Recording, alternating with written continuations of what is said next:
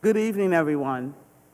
Welcome to the Community Development Meeting for Monday, November 24th, 2025. I would ask if you would please turn your cell phones off or turn them to the silent mode. Thank you. The first item on the, I'm sorry, Mr. Schneider is not going to be here this evening. The first matter on the agenda is the matter of approving the meeting minutes from the Community Development Committee meeting on October 14th, 2025, as circulated on October 17th, 2025. Can I get a motion, please? Madam Chair, I will make the motion. Can I get a second? Second.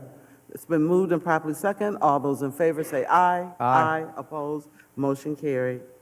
The next item on the agenda is the matter of a request for a conditional use permit for a multifamily development located at 2101 West River Road North. Mr. Cox? Good evening. If you would state your name and address for the record, please. Absolutely. I'm Taylor Cook with Hilltide Ventures. Our offices are at 1037 Chuck Dolly Boulevard, Suite F201 in Mount Pleasant, South Carolina. Good evening, Co-Chair Mitchell and members of the Community Development Committee. As I mentioned, my name is Taylor Cook. I'm a development officer with Hilltide Ventures. We are a national developer focused on workforce housing, and while we're new to Elyria, we're deeply committed to being a long-term community partner.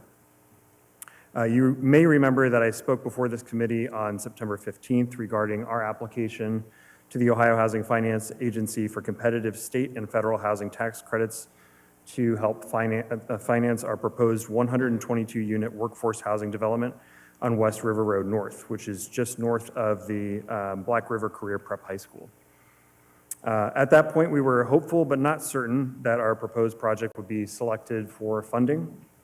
Luckily, in late October, the state announced that two projects would be funded in Elyria. That's our project and a separate 115-unit senior project. So now our proposal is moving from concept to reality. We're here tonight seeking your positive recommendation on a conditional use permit for the 6.8-acre vacant parcel on West River Road North, upon which we plan to develop. This parcel is currently zoned business neighborhood, which principally permits childcare facilities, retail businesses, and restaurants, among many other uses. Multifamily housing is a conditionally permitted use, meaning that it is allowable but must be considered independently by the Planning Commission and City Council following the filing of a conditional use permit application. So we submitted our conditional use permit application in October. City staff provided its review in early November and recommended approval. 2 weeks ago, the Planning Commission unanimously gave a positive recommendation. Now, we respectfully ask that this committee do the same and help move this project forward with a positive recommendation for our conditional use permit. Thank you for your time and consideration. Happy to answer any questions you may have. Law Director Deary. Thank you, through you, Madam Chair. Just for a bit of housekeeping for the committee, Planning Commission did recommend this with no conditions at its November 12th, 2025 meeting. Thank you. Mrs. Davis.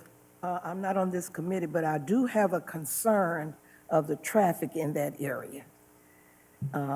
Hopefully, maybe we can do a traffic study with this added apartments, and I'm looking at 2 cars per apartment, maybe.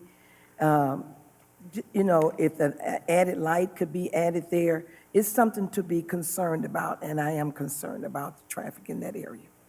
Sure. So our project has a mix of 1, 2, and 3 bedroom units. Typically, you're not going to see 2 cars per 1 bedroom unit. You might see like a 0.7. So for every 10 units that are 1 bedrooms, you might have 7 of those with cars. 2 and 3 bedroom units, you see typically 1 or 2 cars. So our project will be separately going for a variance. So the requirement for the city is 2 parking spots for each unit. I think we're going to be at about 1.7, which is still really robust. We'll probably have a lot of empty spots there even with that. That being said, the city engineer's office did take a look at this. at the Planning Commission, stating that the traffic impact would be low. So residential traffic is pretty predictable, usually 8 a.m. and then, at 5 p.m., you'll see folks entering and leaving. We don't generate constant traffic like a retail store or gas station. And when the mall was, fully operational, there was not a traffic light at that intersection. So there will be an increase of traffic, but it's still would not be comparable to what you had during when the mall was fully operational. Thank you. Mr. Oswald? Through you, Mr. Chair. So I don't know if you can answer this, Mr. Schoening. You want to get multifamily. And so I don't know what the different designation would be, what you are coming for, and what High Point in the park is. Isn't that, and that's right north of where this is. High Point is apartments. Why is this any different? Why do we have to go for conditional use?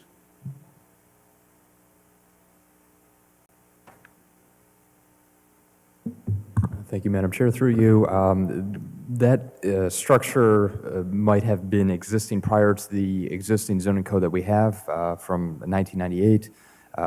Based on what is existing there, it is zoned business neighborhood in which conditional use permits are required for anything that exceeds 3 units or more.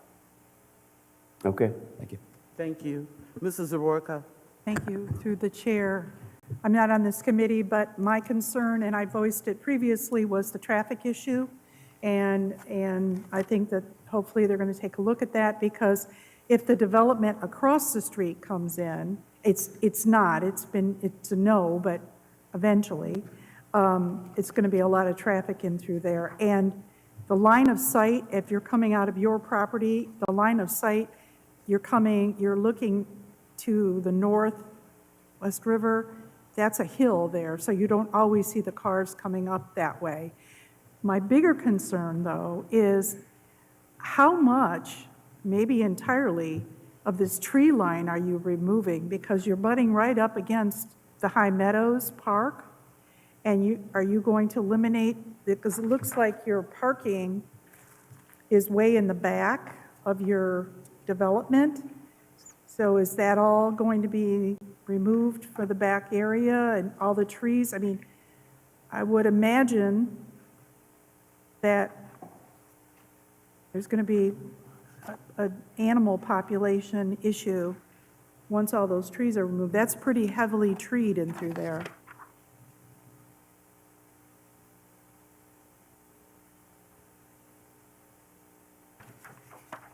We're trying to condense the site plan as much as we can to avoid all of that area in the back. Not only do you have, natural vegetation back there, but you also have steep topography. So it's much more expensive to develop the further we go back. And then thirdly, there is a wetland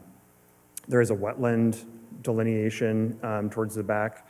So 3 reasons why we want to stay away from that as much as you would want us to stay away from that. So I can share, we're going through iterations of the site plan right now with our architect. So we just heard, a month ago that we were funded. So now we're moving full steam ahead.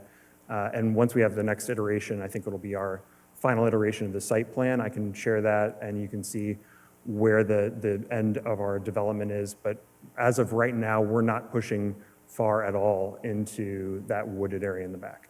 Through the chair.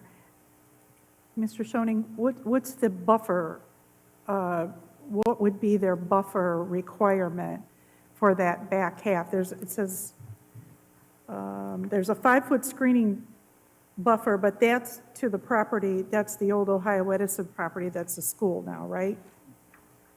So there's a 5-foot screening buffer to that, but I don't see on here what the screening is to the back of the property.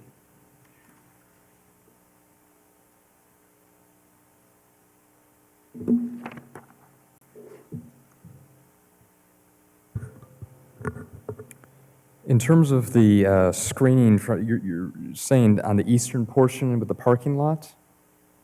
Yes. Yes. Well, in terms of the setback requirement, this would be a 20-foot setback from the front yard, as well as the rear yard would have, excuse me one moment, going through my staff report here. Okay.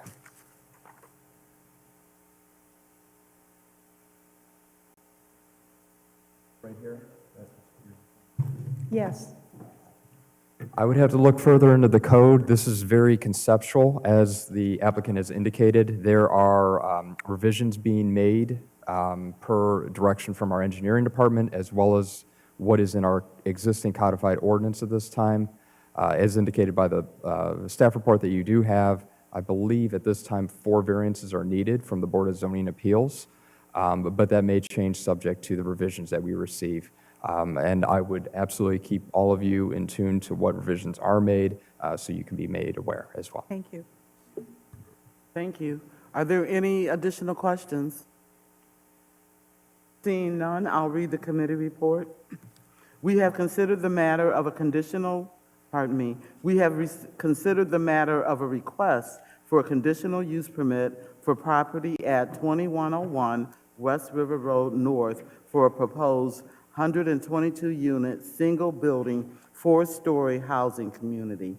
And this is an ordinance authorizing the said conditional use permit request. Note, this matter was approved by Planning Commission on November 12, 2025, with no conditions. Can I get a motion, please? So moved.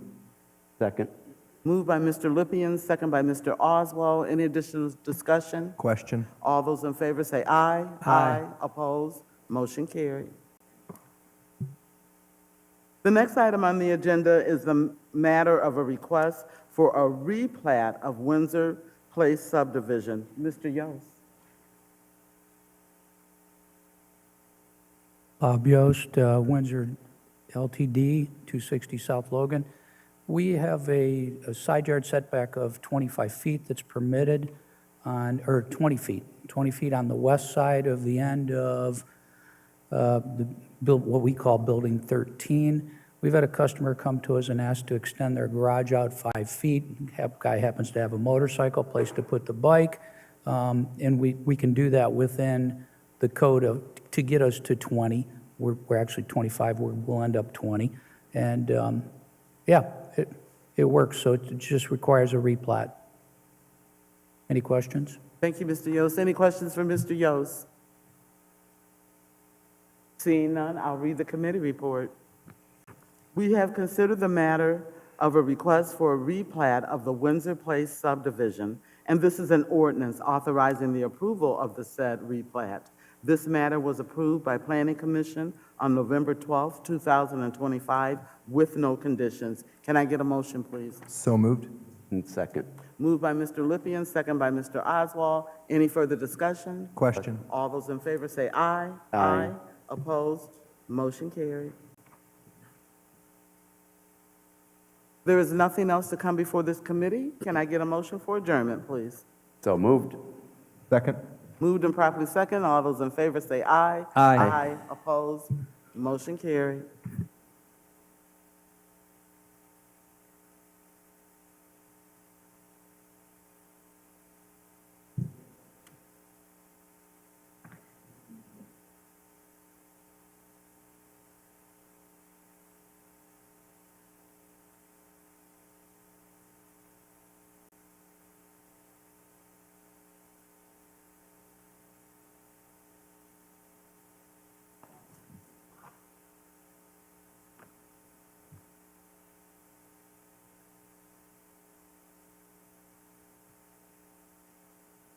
At this time, I'll call finance to order.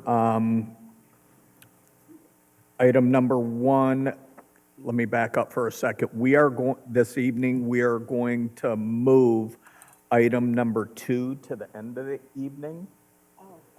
Okay, so that we can talk at length about it. So we're going to move number 2 to the last. So we will begin with number 1, the matter of approving the meeting minutes from the Finance Committee meeting, which took place on November 10th, 2025, as circulated on November 14th, 2025. Can I get a motion? So moved. Motion's been made and properly seconded. Question's been called. All in favor, use the voting sign aye. Aye. Opposed? Motion carried.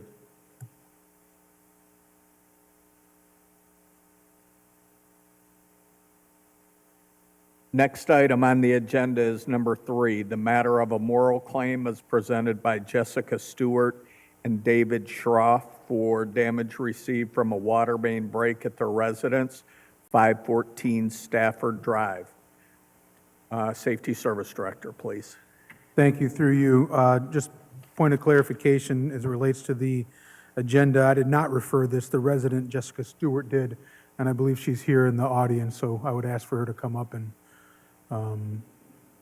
she's the one who filed the claim, so I think she needs to address that. Is that normal procedure? Thank you, Ms. Stewart. If you'd like to come to the podium.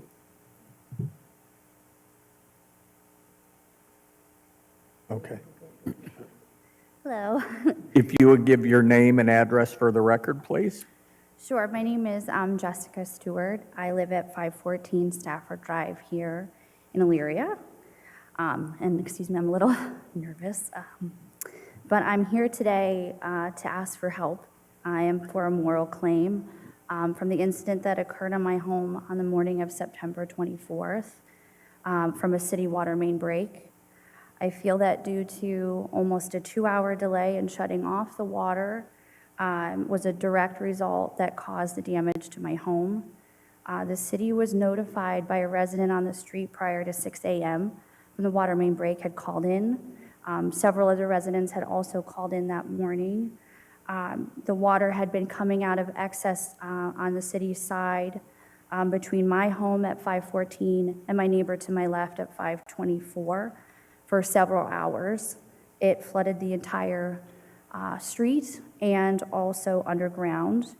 My husband and I had woken up that morning around 7, just, usual day, getting ready for work. We had no cause to be concerned or really be worried about anything.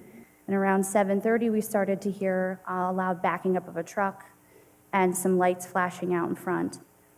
We again had no reason to look out our front window, for any damage because this has never happened before. So at about 7:30, the crews had started to arrive. And we then looked out front and saw the massive amount of water that had been accumulating. It had dumped all out into the street and again into the underground sanitary sewer line as well. We then began to go outside to speak to the city crews around that 7:30 time. And in my home, I do have a basement. I came downstairs to go out to from my garage to speak to the city to see what was happening. And as I had come downstairs to the basement area, I had noticed over 1.5 feet of unsanitary and unclean water had started to accumulate throughout the entire basement. So at that point, we let the city workers know that had just started to arrive, we needed help. Like, what was happening? How is this happening? What can we do? What can you do?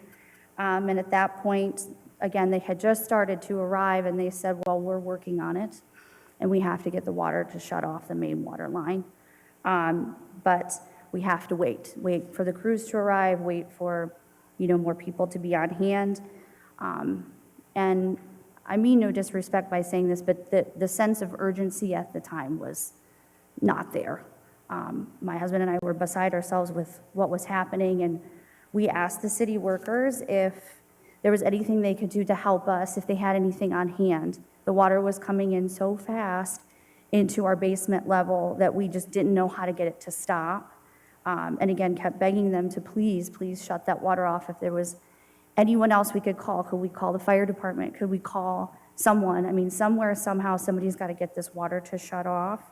And just, at this point, we realized there's no way we're going to be able to go to work. We can barely even, deal with what's happening. So we both had to contact our employers and call off work.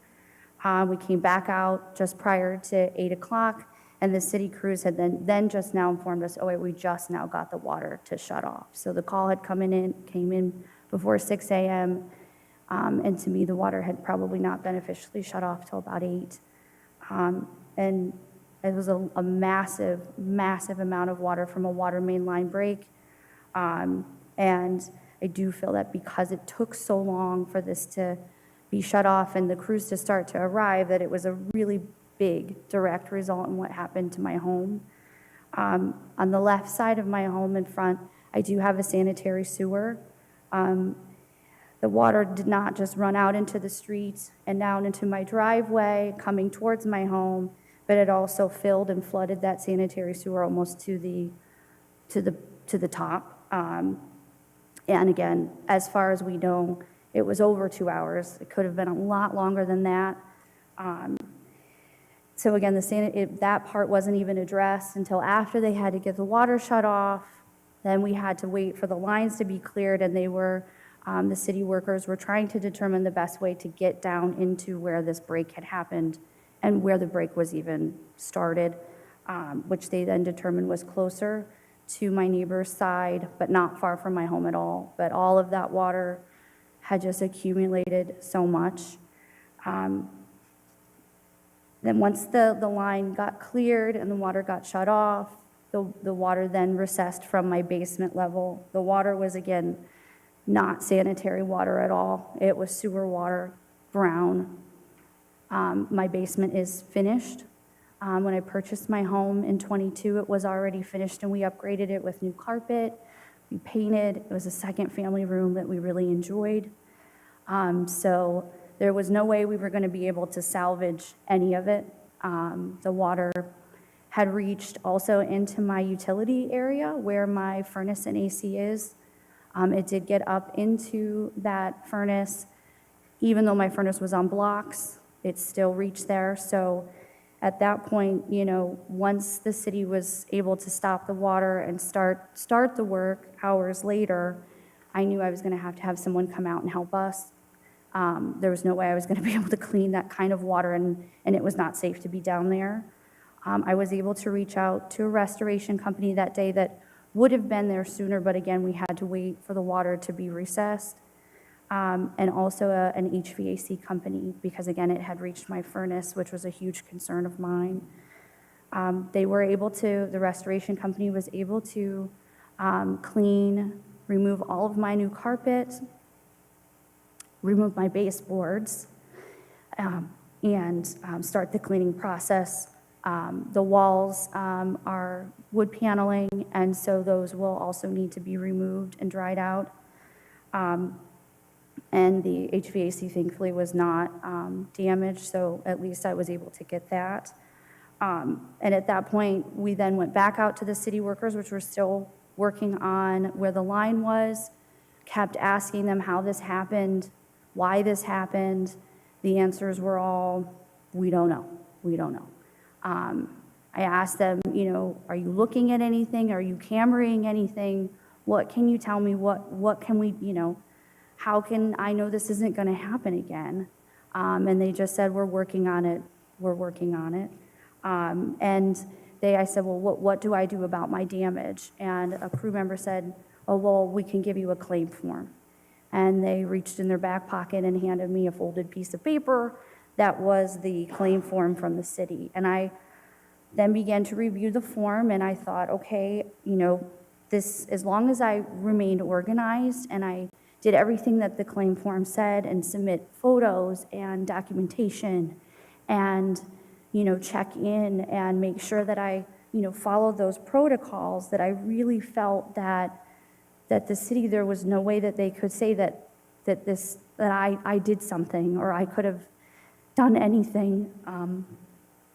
But I really just felt that because it was just so delayed and there were no answers as to why this happened, that this should be the city's responsibility. This should not come to me. And again, like I said, I really felt like as long as I did what was done in the claim form, that the city would help us, that they would help our damages, they would be there for us. And at this point, that's not where we're at. So I think, I do feel that the cost of what I claimed was the floor, the walls, and the cleanup.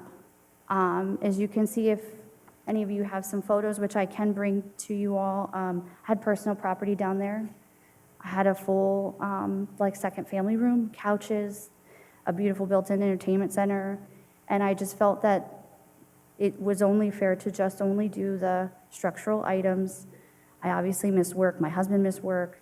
I also felt that that's something that I did not want to be frivolous on. I felt that the main concern was the structural items. But again, I really feel like what's concerning to me is I have no answers as to why this happened. I have no answers as to what was done subsequently after. Was there any cameraing done? Was there a block in the line? Like, what happened?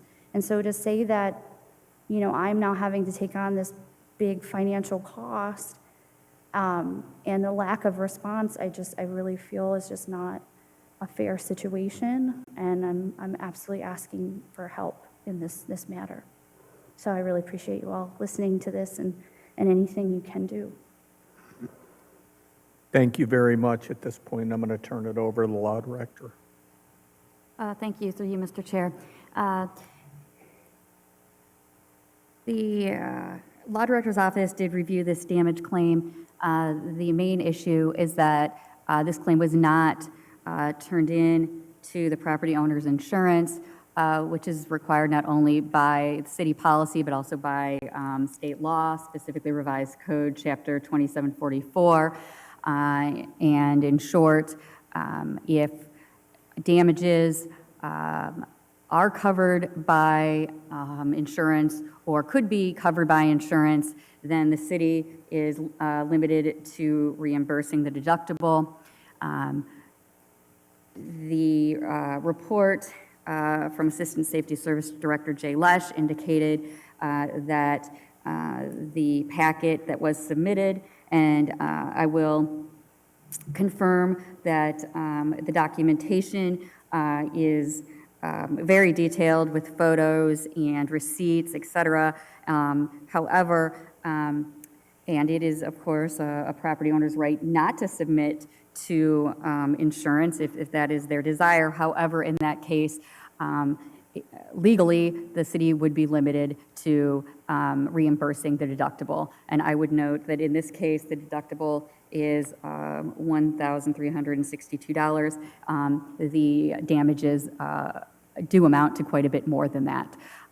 Should this claim be submitted to insurance, and in this case of damages, I don't know for a fact, but it would not surprise me that in other similar type situations, this type of property damage is oftentimes denied, then that would be a different story. We would have that proof that insurance did not cover, and then that would be subject to further review. And our claims process does account for timing to allow for insurance to do its process as well. But that is the issue, and that is why the claim was limited to the deductible amount. And as always, a property owner may then bring forward the matter for counsel to consider it a moral claim, in which case, well, it would come to committee first, as it is here tonight, for you to consider suspension of the rules, limiting the amount, et cetera. But I can tell you that the reason that it was limited to the deductible is, as I said before, an insurance claim was not submitted. Thank you. Thank you. Are there any questions from member? May I respond to the insurance portion? Am I allowed to do that? Please. So I am a insurance agent. I'm licensed in the state of Ohio and have been for the last 17 years. And I can tell you, with filing an insurance claim, this will stay on my record for the next 5 years. This can also financially impact me. My rates can be increased, and they also could be potentially dropped. So within this 5-year time frame, if anything else were to happen, This would also expedite more financial costs to me. I feel that because there was a lack of time, there was a lack of response, that if I were to file the claim just to see if this was covered, it will still affect me. Any claim filed in my insurance, regardless of whether it's paid out or not paid out, will stay with me for the next 5 years. That's why I chose to not do that. I did not feel that that was my fault. I did not feel like the city handled it properly and in a timely fashion, and has still not told me why this happened, that I did not feel that risking more financial costs was the right thing to do. Thank you. Mrs. Sawerka. Thank you. Through the chair. Your 6 o'clock call, was it to the police department on a recorded line reporting the outage? Who did you call at 6 in the morning? I was not the original call. My neighbor who left for work that prior morning. That is also a question, is where can I see when the calls began? I was told that by Mr. Lesh when I followed up after I submitted my claim form, that that was the initial call. Through the chair. So if someone called the police department, that would be recorded. There would be a record of that call at the police department, and then the police department would call out the appropriate city department. So I think we do need to figure out, where did that initial call go? I am sorry that you experienced this. Do you have a split-level home? I do, yes. So that's part of the reason why the, Correct. yeah. Correct. that I it mean, my rushed home in. was the closest, so where the sanitary sewer is and where the break happened, my home is the literal next location. So once that filled with water, there was nowhere for it else to go except into my home. Thank you. Thank you. Any other questions? Mrs. Davis? Through you, Chair, we do not have the photos before us of any damage or anything. And we do not have the cost.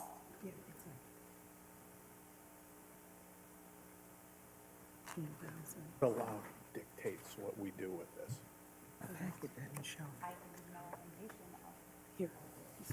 I'm sorry, if you want to repeat that. The Ohio Revised Code dictates to us on how our response has to be. I mean, could we go outside that? And this is a horrible situation, and I can't even begin to imagine. But in all of my time on council, I don't know of us going outside of the law for a moral claim. I may be wrong, but. I do have. Safety Service Director. Thank you, through you. I just wanted to answer one of Ms. Stewart's questions, or maybe offer a little explanation, not justification, but explanation.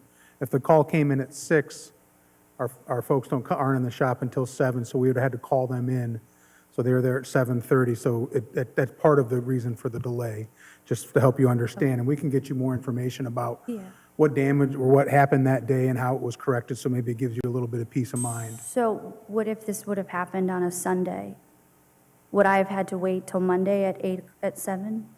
No, we would have Okay. called somebody in, but Okay, it okay, still I takes didn't us. know, I'm not aware, I didn't know Yeah. if there was that's also concerning. No, it's still somewhat of an emergency Okay. response, but it takes us time to get them up and get Right. them to the shop to get the trucks and the equipment and get out there and identify where the break is. So that, I just want to let you know Okay. that the response time, that's part of the reason, is because it was before the workday had started. So just to explain to you, but Dave Rothgary is actually here. He leads our water distribution department, so maybe he can even answer some questions for you in the hall afterwards Yeah, about what okay, happened that day and the repairs that were made. Thank you.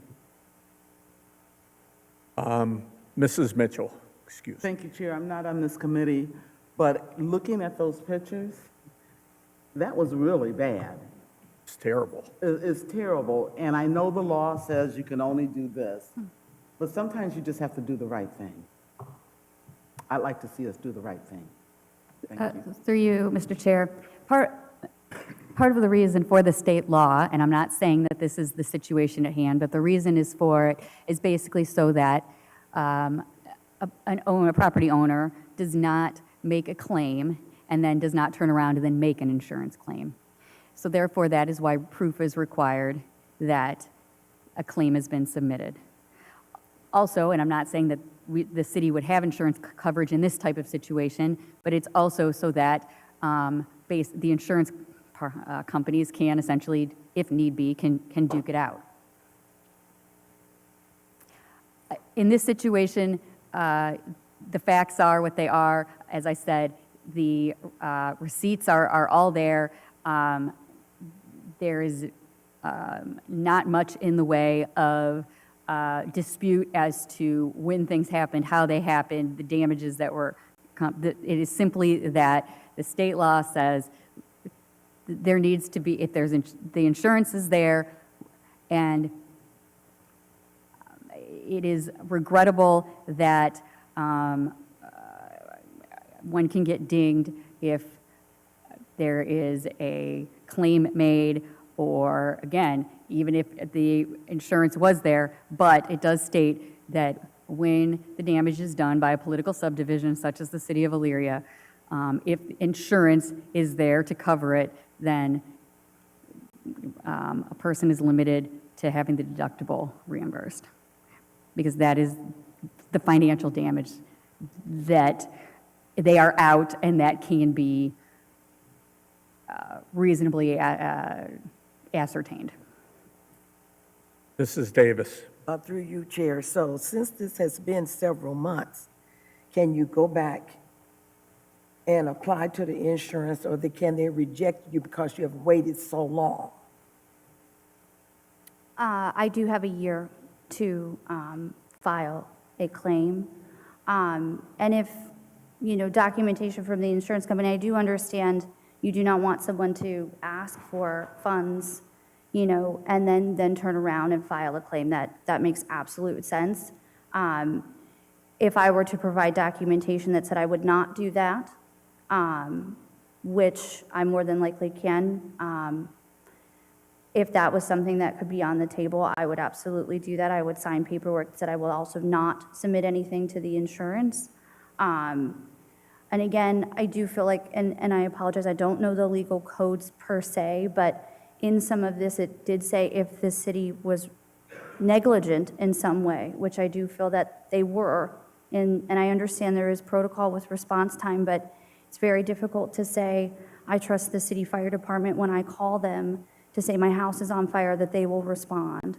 I trust that the city street department, when it snows, will come out and plow. So I would assume that if there is an enormous water main line break, that the city has emergency protocols that can come out much sooner than this to prevent it. And so if there's not, that is a cause of concern. And I do feel that, the response time was the majority of why I had this problem. There was no other cause from this other than the city. It was a clear day. There was no rain. We hadn't had rain for a month. So, I did feel that there was some negligence there. And again, I'm not any kind of legal representation, but in reading some of that was a part of it, that if there was a negligence done, that possibly that could make a difference. Is that true? Safety Service Director. Yeah, thank you. Not for the sake of argument, but just for clarification. Okay. For plowing, we'd have street guys on, we'd have them ready to go, because we see the forecast, we're prepared for that. Fire department's in the house all the time, ready to go. So this is a little bit different. Right. These folks aren't in the shop at 6 o'clock in the morning, and this is not a planned break, obviously. Correct. So I just want to say that. So I think our standard, this is probably within our normal response time given. So I'm sorry this happened, I am, but I would disagree that it was, our response was delayed.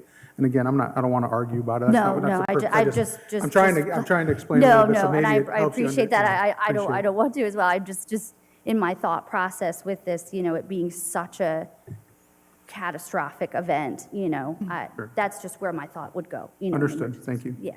Mrs. Sawerka. Thank you. Through the chair, I agree completely with Mrs. Mitchell. I think we need to take another look at this.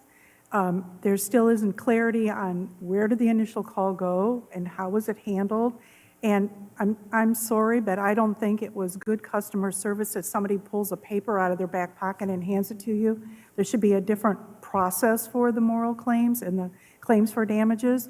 And my recommendation would be to refer this back to the Safety Service Director to sit down with the appropriate departments and Ms. Stewart and bring something back to us that's a little bit different other than all or nothing. I believe in the past, we have had other situations where we have had homeowners sign off that they will not come back, they will not file a claim, that this is like a one-and-done settlement. So maybe could be some research on some of those older claims that's the way we've handled it. Thank you. Law Director. Thank you. Through you, Mr. Chair. Yes, that is true. There have been releases, but the insurance angle, as long as I have been law director, I believe is my predecessor, as long as I have been with the city, the insurance has always been confirmed, the insurance aspect. Now, that being said, that would be my legal recommendation. The whole purpose of moral claim is essentially it's an extraordinary measure that, and I want to say, to be clear here, I don't believe that there's any disagreement as to the fact that this happened in the city's right-of-way. There was a determination made that this wasn't an issue of malice or recklessness or anything like that, but bottom line, this was a water main break that this happened. I know there was a mention about negligence. I mean, to be frank, if there were no negligence, my office we would not be looking at any sort of settlement.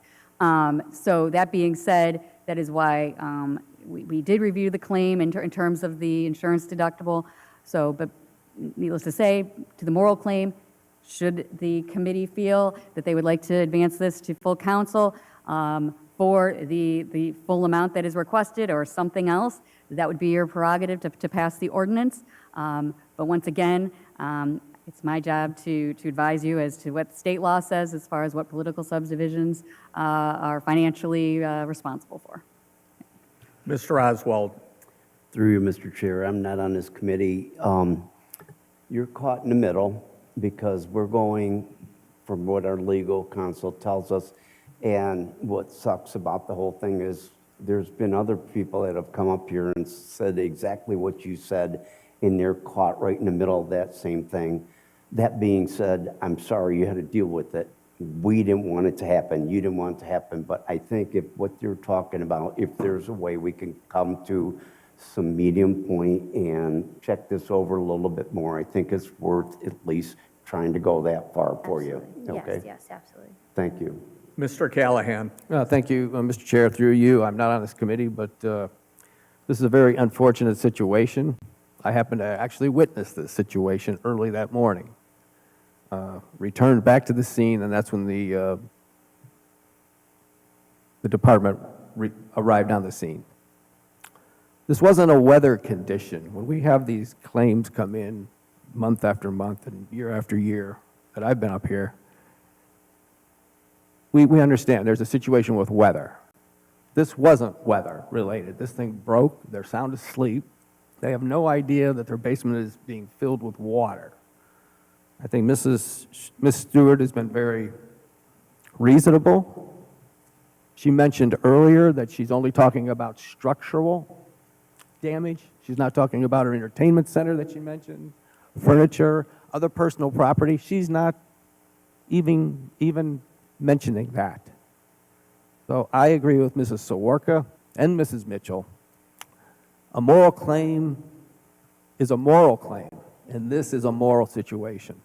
So I support some type of compromise in regards to this. Thank you.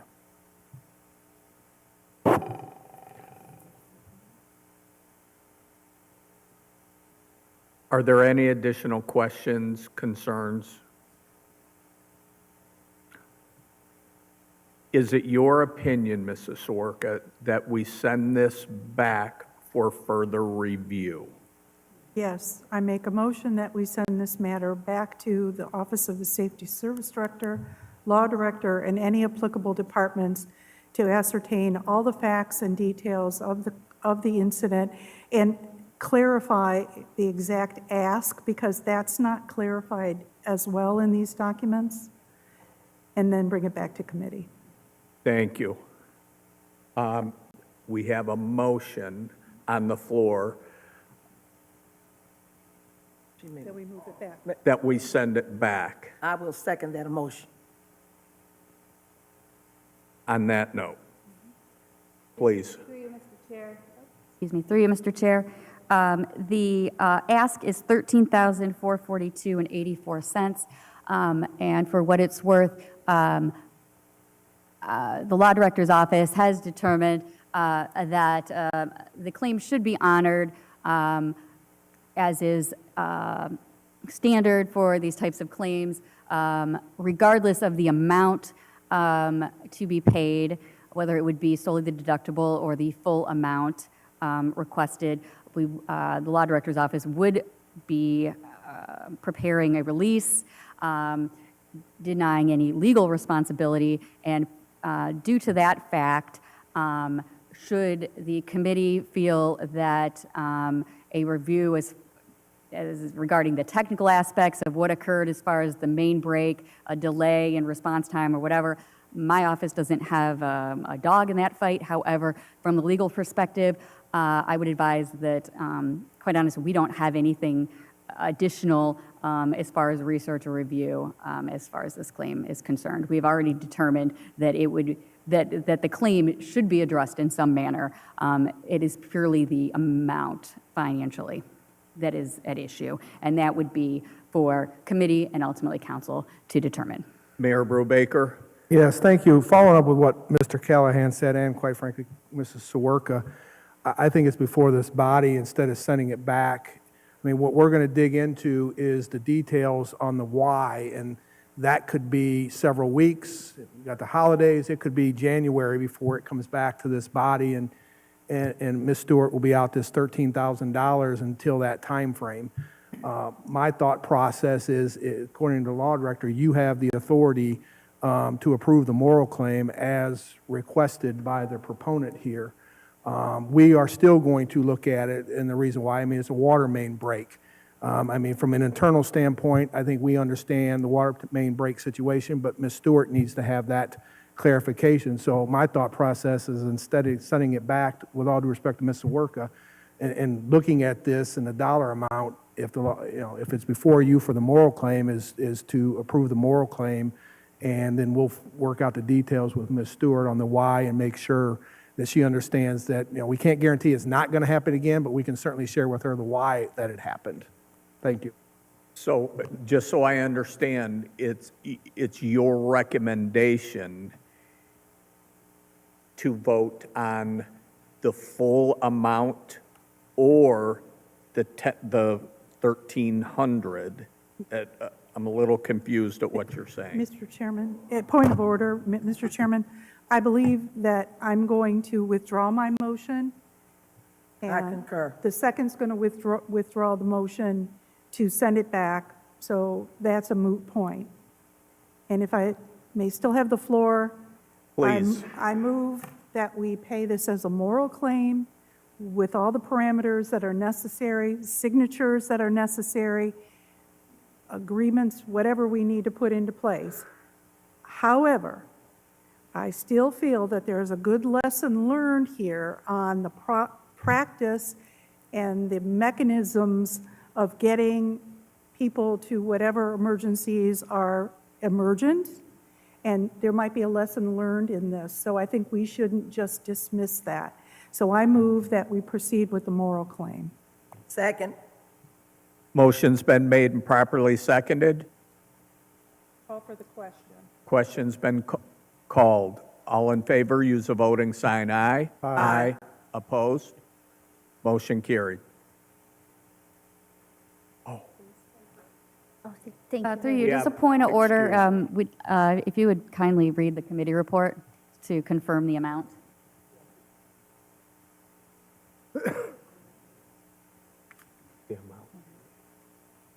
One second. And through you, Mr. Chair, and Ms. Stewart, the loss that was totaled by Assistant Law Director last year was $13,442.84. Does that? Correct. Okay, I just wanted to make sure. Yes. Thank you.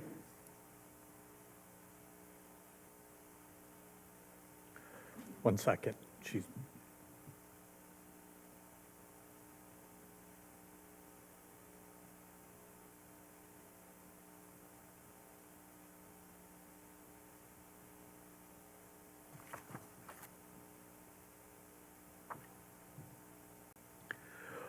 we have considered the matter of a moral claim submitted by Jessica Stewart and David Schroff for damage to their property at 514 Stafford Drive, Elyria, resulting from a water main break on September 24th, 2025. An ordinance authorizing payment of the requested moral claim, amount to be paid $13,422.84. Can I get a motion? So moved. Second. Motion's been made and properly seconded.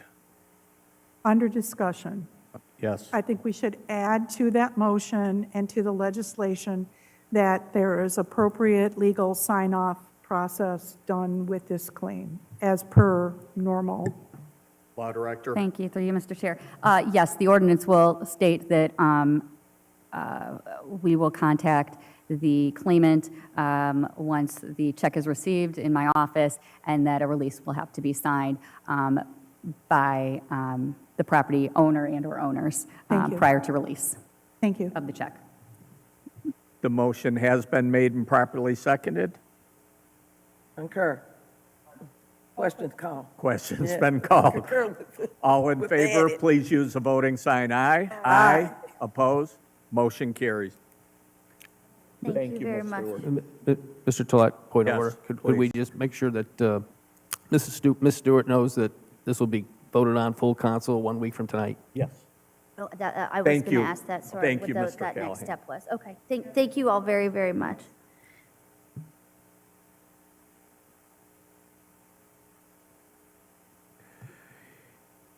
Next item on the agenda, number 4, the matter of delinquent grass mowing bills to be certified to the Lorraine County Auditor and to be assessed as liens to the properties.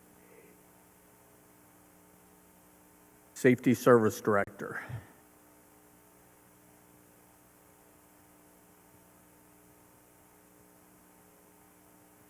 Thank you, through you.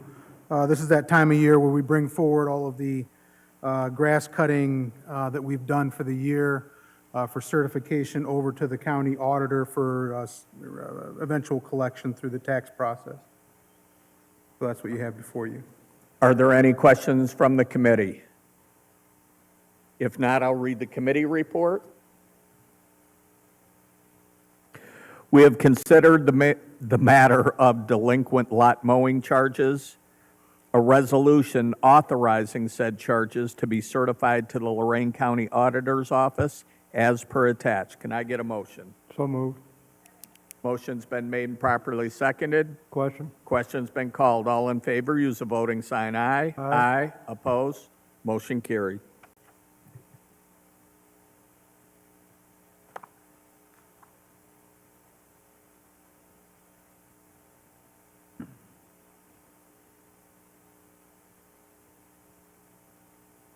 Next item on the agenda, number 5, the matter of a fee ordinance update for the Water Distribution Department. Mr. Rothgary.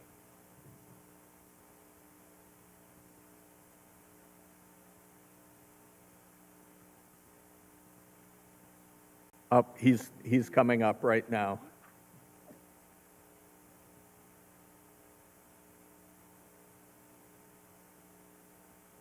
You're fine. You're fine. Is there a question? If you could give an update to the committee, please. Okay, through you, Mr. Chair.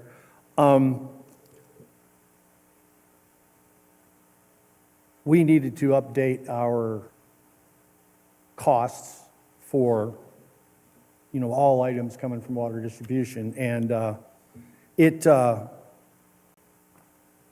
of the biggest things that happened was the possibility of tariffs. And so we have actually added a tariff line. They've been threatening tariffs, the water meter companies mostly, and some of the brass. So that is something that may or may not happen, but in a matter of course, we have just adjusted our prices. And actually, our meter prices were pretty steady although, and we've added some new style meters, some new types of meters that will be changes in those prices. But mostly it's just due to the cost of living that the prices have been changed. It looked like they were almost very close to similar. I was surprised that it wasn't worse than it was. Right. So there were certain things that have, as you know, after COVID, certain things came down and even got a little better, believe it or not, I think due to increases in production or something. So that's one of the first things. So that's really it, is it's just basically something that we have to do every now and then to keep our costs correct. And question came, do you need this as an emergency for January 1st? Yes, please, as an emergency. Okay. Mrs. Sawarka. Thank you, through the chair. So I understand the thought process behind the tariff percentage, but legally, can we charge, so let's say February 1st, the tariff is 15%. It's not in the ordinance, because the ordinance just says we'll add, there's no number. So I guess legally, can we go ahead and charge that 15%? That's a question, I think, for maybe the law director. I mean, we would be arbitrarily adding sort of a service fee to our fee. An unknown. We do have within the fee ordinance, below the spreadsheet there's some things that do allow for usually more extraordinary, that, oh, this place's tap is something that's beyond the normal. So it does allow us to add to those prices. Through the chair. And I understand that, and I appreciate that. I think that what we don't want is for you to have to come back to us every single time and say, ABC business, I had to charge them this much, and can you adjust the ordinance, or can you pass a resolution that says, I'm going to charge them an extra $1,000? As long as we can do it, I have no problem. I understand it. I just mechanically, I'm not sure how we would do that. I'm going to call on the law director. Yes, through you, Mr. Chair. Yes, there would be a way for us to put in language, should council wish to do so, to delegate that authority for a specific purpose. Thank you. Are there any additional questions from the committee? If not, I'll read the committee report. Thank you. Thank you. We have considered the matter of updating and amending water distribution department fees for water taps, pipe taps, meters, meter testing, and fire hydrant rental fees. An ordinance authorizing to update and amend these said fees. Emergency clause is requested. Can I get a motion, please? Second. Motion's been made and properly seconded. Question's been called. All in favor, use the voting sign aye. Aye. Opposed? Motion carries.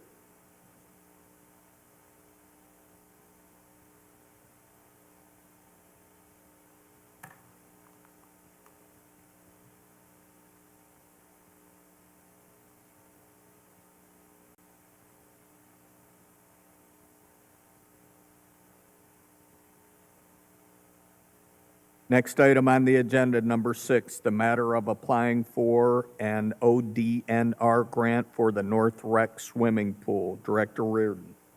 Thank you, through you, Chair. So we have actually already applied for this grant, so I am asking that this be passed as an emergency. We do have up to 30 days to add this ordinance to the grant application. So this is a grant, as it stated, for the North Park Pool. We did and it's not 100% complete yet. When it is, we'll bring it to council, but basically a small pool study this year to see what we need, the amount of money we need to put into our pools to get us, for them to last, let's say, another 20 years, 25 years. One of the things at North is the baby pool has not been operational this was our 3rd summer.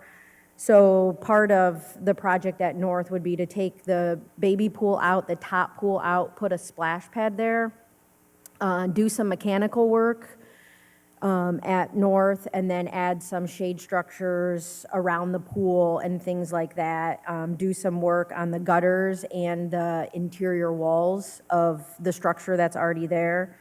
So that project is a little bit over $1 million is the estimate. So this grant, we're asking for $500,000 to go towards that. This is estimated in the spring of 2026, so if that was awarded, this would be a 2027 project is what we would look for. And we do have 18 months to complete it once we're awarded, so we would still be within, that time frame. This is a 50% matching grant, so we would use, our 2016 half% money that the parks get for the matching part of it. Thank you. Are there any questions from the committee? If not, I will read the committee report. We have considered the matter of applying for a Land and Water Conservation Fund grant through ODNR. If awarded, the funds would be used toward the North Park Swimming Pool project. An ordinance authorizing the mayor to apply for and accept, if offered, the said grant. Emergency clause is requested due to grant deadline. Can I get a motion, please? So moved. Motion's been made and properly seconded. Question. Question's been called. All in favor, use the voting sign aye. Aye. Opposed? Motion carried.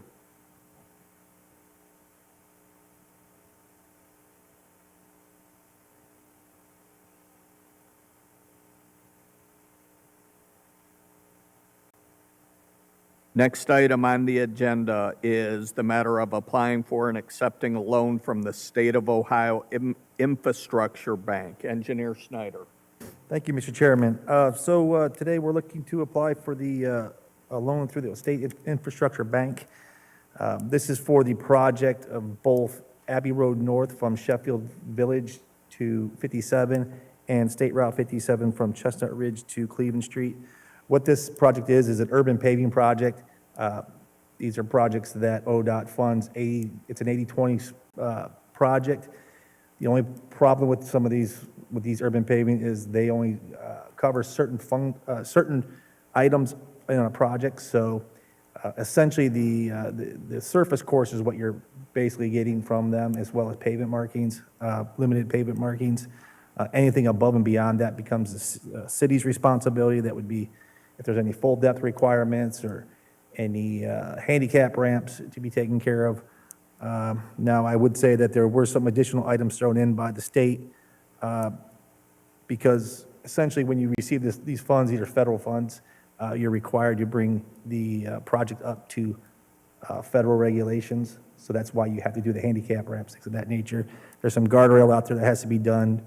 I did have discussions with the state, and they were able to find money to cover those. So we did dodge a little bit of a bullet on this. But right now, we're looking to apply for $1.45 million.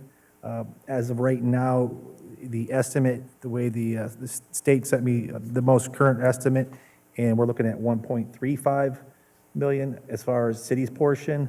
The overall project is roughly a $3.5 to $4 million project.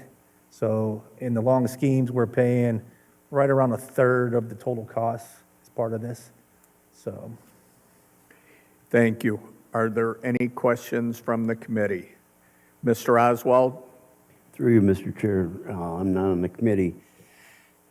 We had discussions a while back that when they do these projects, I'm thinking like every 5 years or whatever, they go through and they see if there's any changes, they update maybe how many cars go down. I had discussed possible another light put at one of the streets that we used as a temporary when they were putting in the big sewer pipe coming through on Whitman. Is that going to have a slight study to see if we can get another traffic light over there? Because the people that are trying to get out from the west side of the street, trying to get out onto Abbey Road, have a hard time. And I think when that temporary light was up there, they were enjoying that there was a way that they get out and not wait so long. Is that something that they'll check into or not? that would not be part of this type of project, no. Okay. Any additional questions? If not, I'll read the committee report. We have considered the matter of a State of Ohio Infrastructure Bank loan to assist with paying the city's portion of improvements to the LOR 20-301 ODOT Urban Paving Program. Legislation be drawn authorizing the mayor to apply for and accept, if offered, the said loan. Can I get a motion, please? So moved. Excuse me. Does this need to be an emergency? Yes, it does. This will be an emergency. I apologize. Can I get a motion? So move. Second. Motion's been made and properly seconded. Question. Question's been called. All in favor, please use the voting sign aye. Aye. Opposed? Motion carried.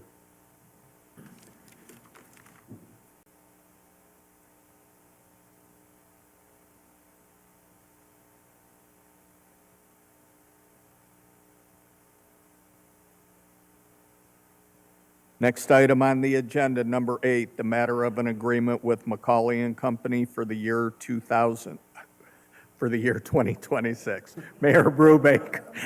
If it's just the year 2000, we're in trouble. Yes, Mr. Chairman, thank you. So this is the annual contract with Macaulay and Company for grant writing and lobbying. I had sent out an email. They did increase by $24,000. This is paid for out of the 2016 temporary income tax out of economic development. So the cost for 2026 would be $144,000. Just to put it in perspective, in 2020, when they came on board, it was $8,000, and from 21 till 25, it was $10,000, so it'll go to $12,000. And with the work that they've done for us, and I think Mr. Tellett said 17 times what we've paid, they've got us. I am not asking for this as an emergency, because provided you pass it here, it passes on the 24th, 30 days takes us to before the first of the year, so we would be fine with just standard legislation. Thank you. It would pass on the 1st. That would be fine, thank you.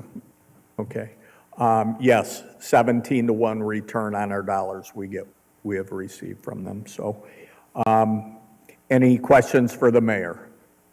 If not, I'll read the committee report.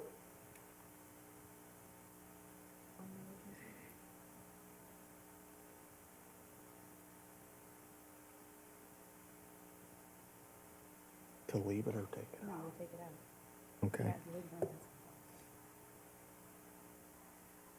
We have considered the matter of a professional services agreement with Macaulay and Company, LLC, for grant consulting and writing, government and public relations, and resource development services for the year 2026.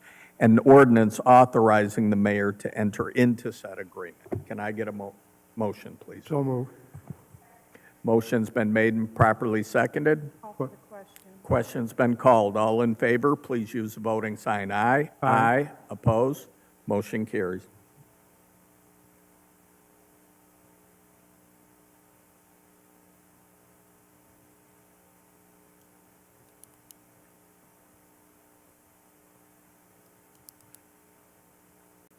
Next item on the agenda is number 9, the matter of updating the sanitation rates beginning for the year 2026. I will open up with Director Pinowski. Thank you, through you. Recently, maybe last week, last council meeting, there was a vote taken to maintain our sanitation department, a vote that I support, and I'm happy to see. However, the second part of that process, in my opinion, is now we have to discuss increasing the rates to pay for the services going forward. The consultant that we brought in recommended 5% year-over-year increases in order for the fund to stay solvent. I'm asking council this evening to, this committee, to approve 5% increases year-over-year to the rates for 26, 27, and 28. And then in the year 2028, we can evaluate whether further increases or what increases might be necessary in order to moving forward. So I'm asking for 3 years, 5% year-over-year increases to the current sanitation rates. I will tell you that following your vote, we have found 2 sanitation trucks, brand new, on the ground through Best Equipment that we don't have to wait 18 to 24 months to come in because they're already available. And so we either have or we're in the process of signing a letter of intent to purchase those so that we can start building back the fleet in the sanitation department.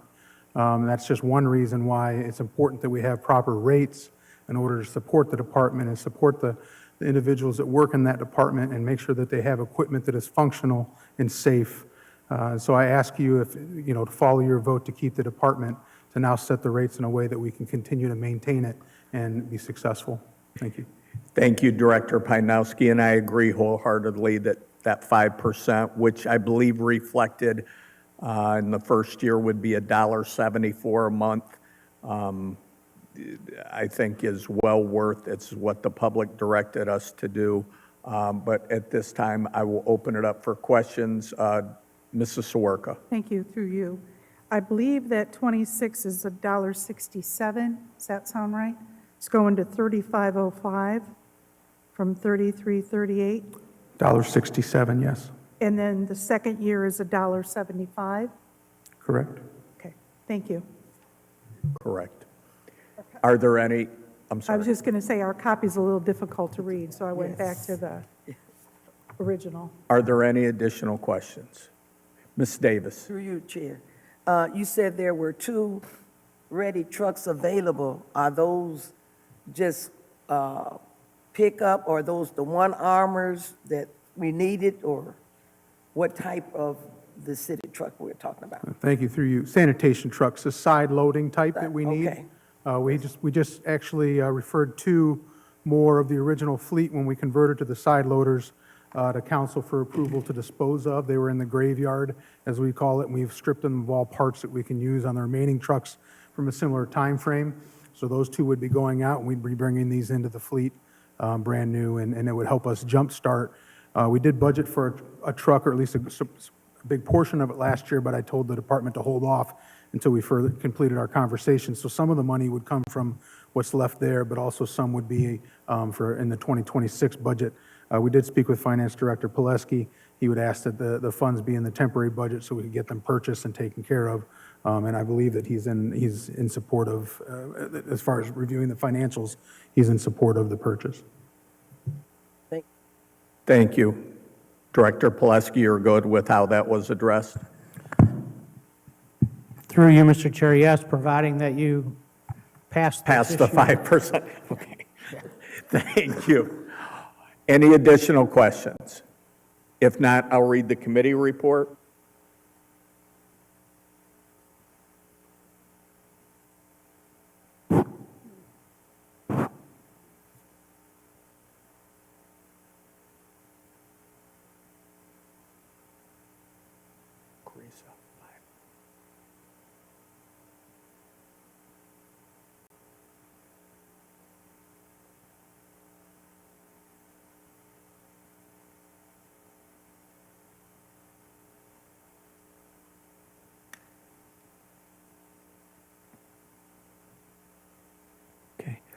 We have considered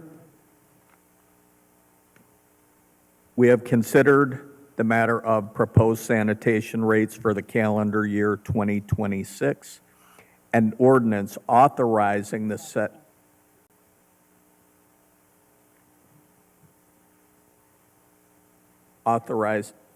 Excuse me one second.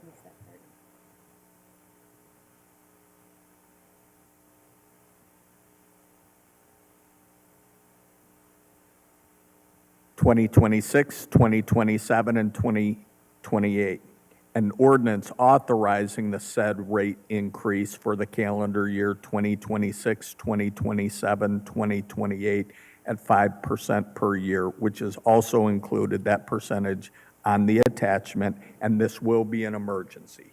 Can I get a motion, please? So move. Second. Motion's been made and properly seconded.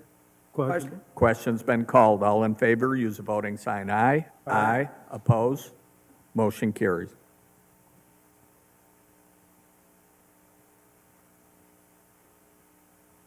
And Safety Service Director, we'll have those trucks next week, is that correct? Probably not quite that quick, but Black Friday? we'll come back and have to get you to approve the purchase, but Okay. we'll start working on that. Next item on the agenda, number 10, the matter of amendments to the 2025 Permanent Appropriations Ordinance. Director Pileski? Thank you, Mr. Chair. I have none this evening, but I will be bringing the final amendments to the 2025 permanent appropriation at the next finance meeting, which is the last one of the year, so none tonight. Thank you very much. And then we had moved item number 2 to the end. So at this time, we will address the matter of 2025 ambulance feasibility study, Safety Service Director. And before we get started, I want to thank you and Chief Pernesti for all the work that you've done with this. It's been pretty amazing what's transpired so far. And for council members who have not read this, the booklet, please, I urge you to go through it with a fine-tooth comb. It's pretty amazing. Thank you. If you could say your name and address for the record, please. Sure. My name is Steve Knight. I'm a partner with Fitch & Associates, and my address is 105 Glen Trillium Drive in Asheville, North Carolina. Thank you. Please. If you'd like to go forward with your presentation, many of us here on council are excited to see it. Okay, excellent. Thank you for allowing us to come before you and share this important topic with you. Just a brief background. Our firm, Fitch & Associates, I was selected to partner with you on this project. We've been around for 40 years as a public safety consulting firm. I personally retired out of the fire and EMS industry about 10 or 12 years ago. I worked with the International City County Managers Association as a senior manager over their fire and EMS consulting for a period of time before I joined Fitch & Associates about 10 years ago. My academic background, I have a doctorate degree with a cognitive research and measurement, and master's in public administration, and my bachelor's degree is in fire and safety engineering, actually from the University of Cincinnati, if that's not a bad word. So, project deliverables, we really had 3 phases to the project, and we're now concluding with this presentation. We'll be available for any follow-up that the director and the chief has from here. But we've delivered a quantitative data assessment, an analysis report, a comprehensive GIS station location assessment, and then the summary document that you have before you is the feasibility study, where we brought in the most salient aspects of the study. Kind of the large takeaways that I want to walk through a little bit tonight from the key takeaways is first and foremost, assessing the EMS system as it exists today. LifeCare, the current EMS provider, is providing excellent services, high quality, and following industry best practices. So they're meeting their contractual obligations, and in our interviews with them and site visit with them, they're doing an exemplary job for what they're being asked to do. Second piece is a fiscal sustainability within EMS. Overall, the services are challenged around the country, often results in a need for some public subsidy or public funding to help support those operations.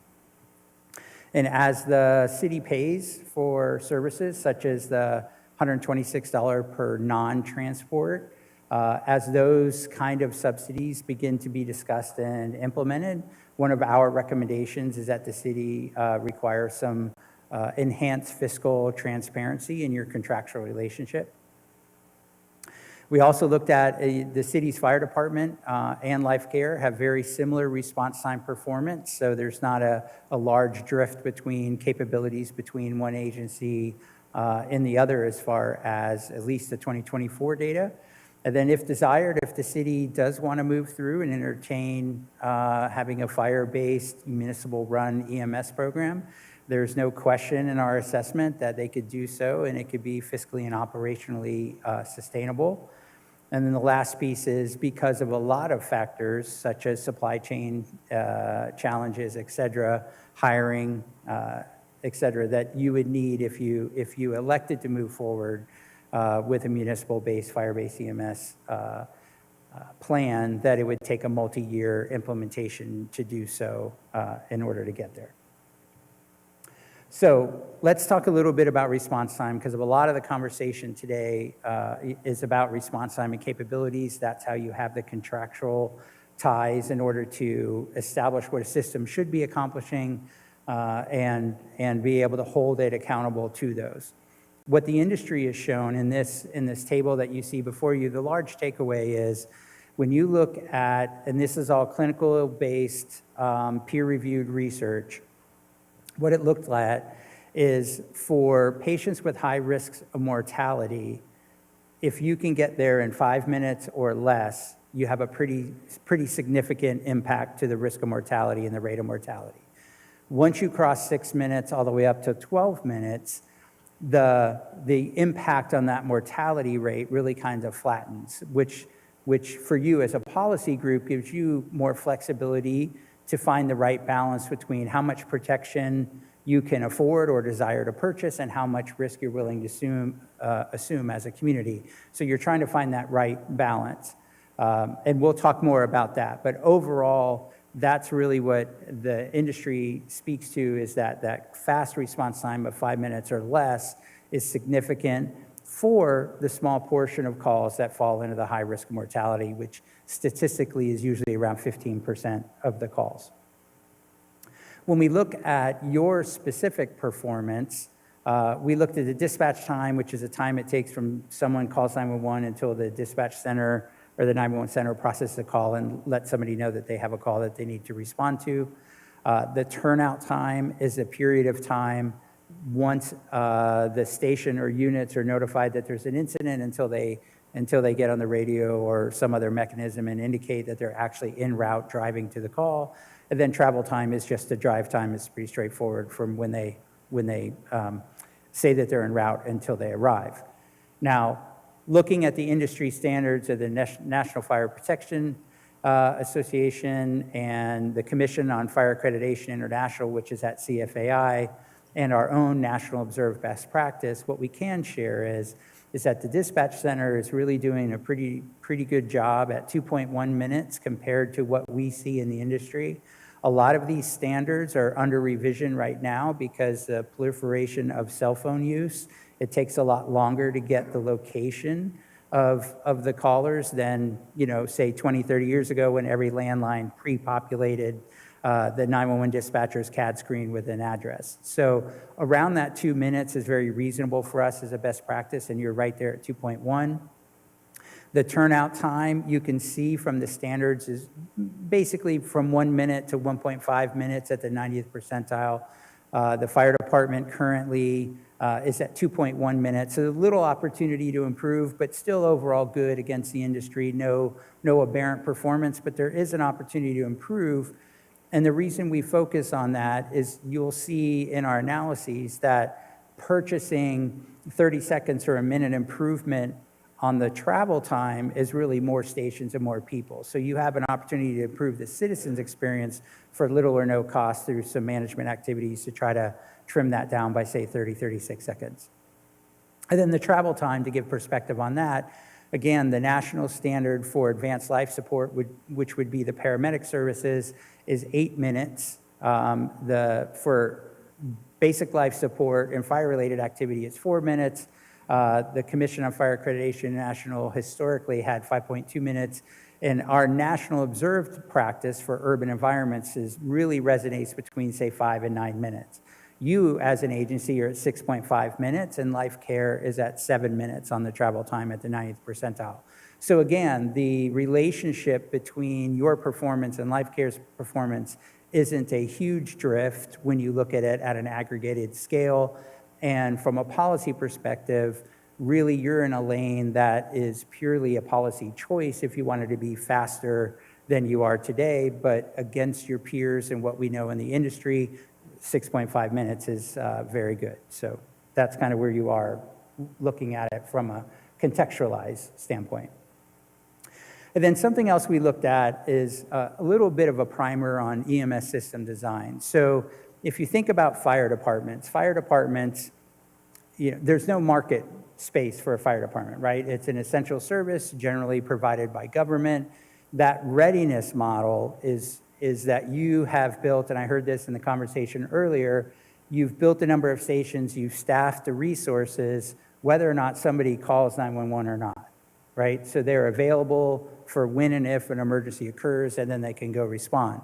So from a cost standpoint, you have more costs set in the readiness for waiting for citizens to call, rather than a demand model, which is what most private EMS agencies would do, where they really fine-tune in the resources specifically to the calls, right? So to say it another way, a readiness model covers geography, and a demand model really focuses on where the calls are occurring so that they can maximize their performance the best they can. Now, in a blended scenario, which is what you have today, your fire department provides first response, advanced life support services, and the ambulance company follows them with a transport arm. Understanding that relationship, from a policy perspective, you get to design how often you go to EMS calls and at what severity or what acuity level you want to make sure that you cover based on your perceived risk. And then the rest is the ambulance also coming up to back you up.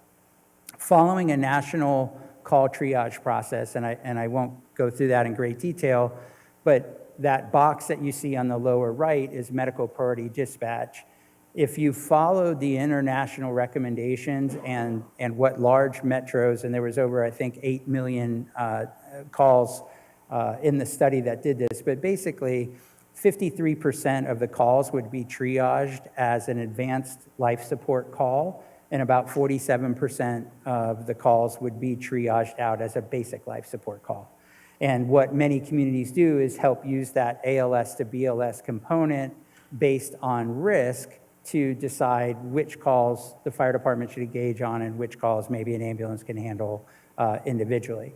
And that will be important if you do entertain moving forward with a fire-based plan, because all the chess pieces would be under the same governance and municipal umbrella, and you could have a lot of flexibility to decide how you want to distribute resources based on risk. Understanding all of that, if you operated your own system, you could also entertain reducing the number of calls that you send large fire apparatus on EMS calls down by about another 17% from where you are today. But that would be predicated on you having an ambulance available and responding in a time frame that you felt comfortable with. So when we look at how incidents are distributed across your community, the one on the left, all the green, the colors may not be great here, but all of the green dots are the EMS-related calls, and the red are fire-related calls. You can see that they follow the same general pattern. It's just that emergency medical services has a lot higher frequency of event. And then the one on the right is following the military clock over 24 hours. And what it shows is that during the peak of the day, say 9 a.m. to 9 p.m., you're running about 2 calls an hour on average. And then overnight, you trim down a little bit as hopefully, the community goes to bed and things settle down a little bit.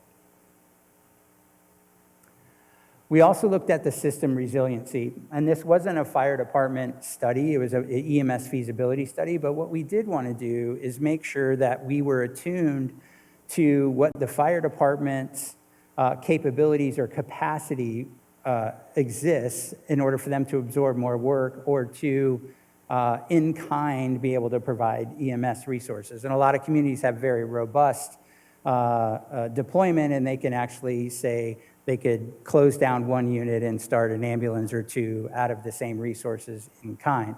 What we looked at your agency is that the fire department resiliency, if we look at the top left bucket, that's simultaneity or call concurrency.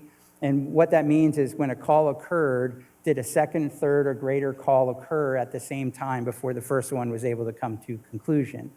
What that shows is 13% of the time or less, all of the zones didn't have a very high call concurrency, which means that at least 87% of the time, you could catch a call, go run a call, come back, and be available for the next one before it occurred. So from a resiliency standpoint, you're well situated. The bottom left table or graphic there on the figure talks about unit hour utilization, which is a time on task measure that the industry uses. What we would look for is to have an upper threshold on, say, your engines and ladder trucks at about 15%, and for ambulances on a 24-hour shift or deployment, capped at 30%, which is what we use in all of our reports, and it's an industry standard. Overall, you're not at either of those thresholds, so theoretically, you have capacity to absorb more work before you have to reinvest specifically for that. But I'll show you on a subsequent slide that you don't have any capacity on your current fire suppression to take on EMS. Those would have to be a net new endeavor. So we also looked at EMS patient transports. About 69% of all the patients, or all the EMS calls that occurred resulted in a patient transport, which is actually good clinically for the industry and the type of community makeup that you have. That figure on the left, the dark blue line is all of the EMS calls, and the lighter blue line are when you transported. The good news is for the system and our assessment is that it's a very consistent decision model for when they take patients to the hospital and when they don't.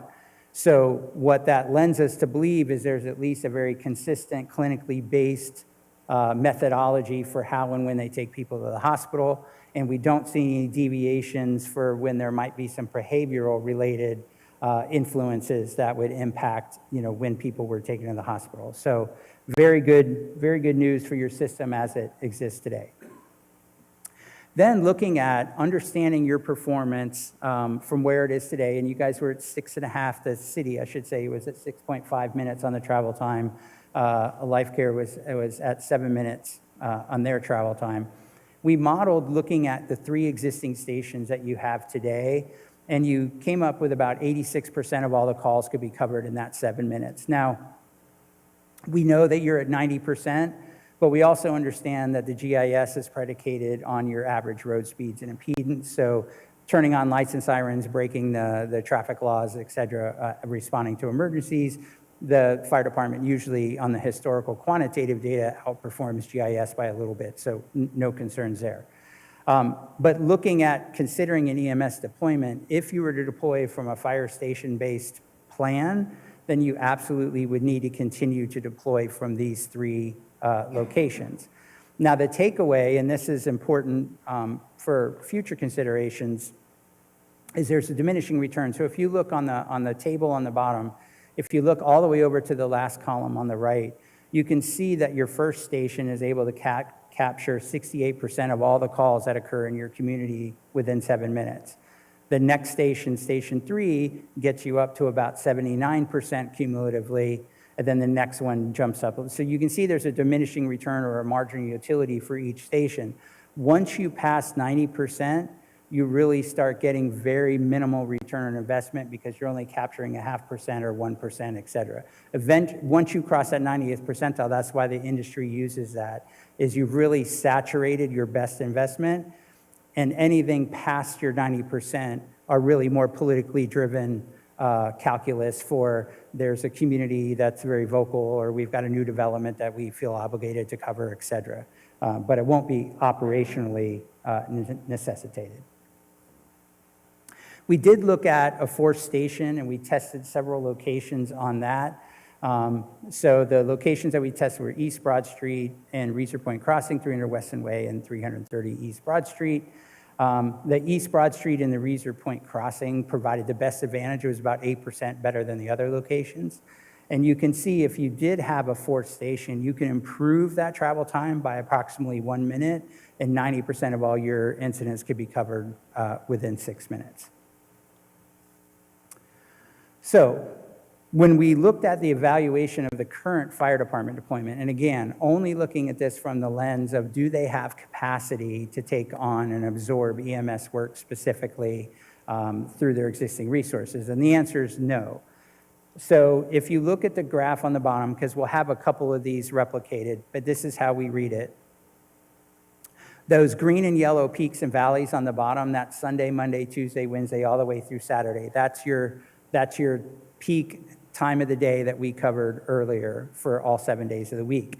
All of the blue areas are the geographic necessity for you to meet the desired response time, right? Because in order for you to meet the desired response time of the investment you made in the stations, the assumption is that a vehicle is actually there and available in order to respond. When you combine those two, and we look at your currently staffed, your typical deployment is 4 resources a day, that's that red line. And you can see that it's a very lean deployment. We're not suggesting that you have to invest in it immediately, but we certainly say that you don't have capacity to take on EMS without adding additional resources, and you certainly can't run it any leaner than you are today from a fire department perspective responding to first response. When we looked at the current EMS deployment, LifeCare deploys from either 1 or 2 resources. This example, 1 or 2 stations. In this example, we use 2 locations and same kind of scenario, but basically what they deploy as typically today, and this is in your contract, is 3 resources dedicated for the city and then another 12-hour truck that is turned on when things get really busy. So that's, I'm going to call that, for the sake of our discussion for the rest of the evening, 3.5 units, right? They have 3 24-hour units and then a 12-hour truck. What we're recommending for the future in our analysis is that whenever the next contract comes up, which I think is in a couple years, that maybe you negotiate getting a full 4th unit in the deployment if you stick with your contractual partner on that. Now, the assessment of a fire-based EMS system, again, looking at and this will really be predicated on the policy choices on how you want to deploy. So if you want to deploy from the 3 fire stations like your typical fire department model is today, then we're recommending that you need 5 ambulances 24 hours a day to cover the system really, really well. If you wanted a leaner scenario, you could certainly do that with 4 resources and a peak load, so 4.5. And then if you really wanted to, only deploy from 2 locations, much like LifeCare, you could replicate their performance as well. And you could very leanly run that at 3.5 units 3.5 to 4 units if you had to. The point is that the deployment, other than your policy choice of how you want to deploy, all the assumptions are the same. Everybody's responding to the same calls. It's the same workload. It's the same geography. It's the same road network. So the fire department doesn't have one obligation of a plan that LifeCare doesn't. Everybody should be deploying in a similar manner in order to meet whatever your desired expectation for service is. So we try to keep it apples to apples. Switching a little bit to the financials, we looked at a billing assessment. LifeCare did provide what the payer mix is. And you can see from the bottom right there that the vast majority of the calls for service in your payer group, I should say, is Medicare followed up by Medicaid. Those are capitated cost centers, which is one of the things that contributes to the EMS systems nationally being challenged to be financially viable. When we looked at, and the report had multiple pages of analysis in this, but the average net collection that we estimated was $582 in the largest payer group. As I said, it was Medicare and Medicaid. The total net revenue available to the system within the bounds in the city of Elyria was estimated at $4.2 million. Just to give a little background, we do audits, and we had a ground and air ambulance billing company under our portfolio for many years, and we've retained the expertise from the partner that does that. On these estimates, we feel confident we're usually within plus or minus 5% when we don't have the background detail, which we didn't hear. And just as a check before we came before this body, we did present our estimates to LifeCare, and they acknowledged that it seemed reasonable and in the right lane, not dollar for dollar necessarily, but certainly no concerns from what we shared with them. So if we again compare apples to apples, so both of these scenarios would be 3.5 units. Not saying that that's where it has to land, but at least to compare. The one on the left is the current system, so this would be Life Care's estimates.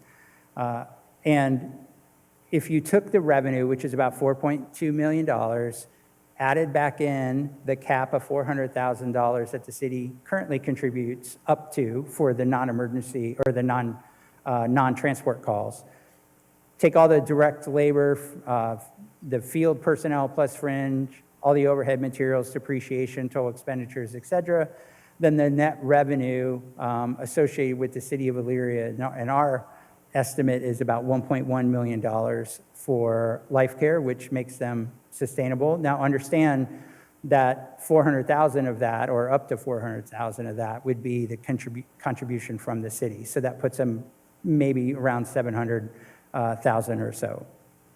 So that doesn't jump out at us in the industry. It's a very lean market to provide those services today. So that profit margin seems reasonable in the right lane for us. So from a sustainability standpoint, we feel comfortable that, you know, they're a viable company to continue to provide services for you.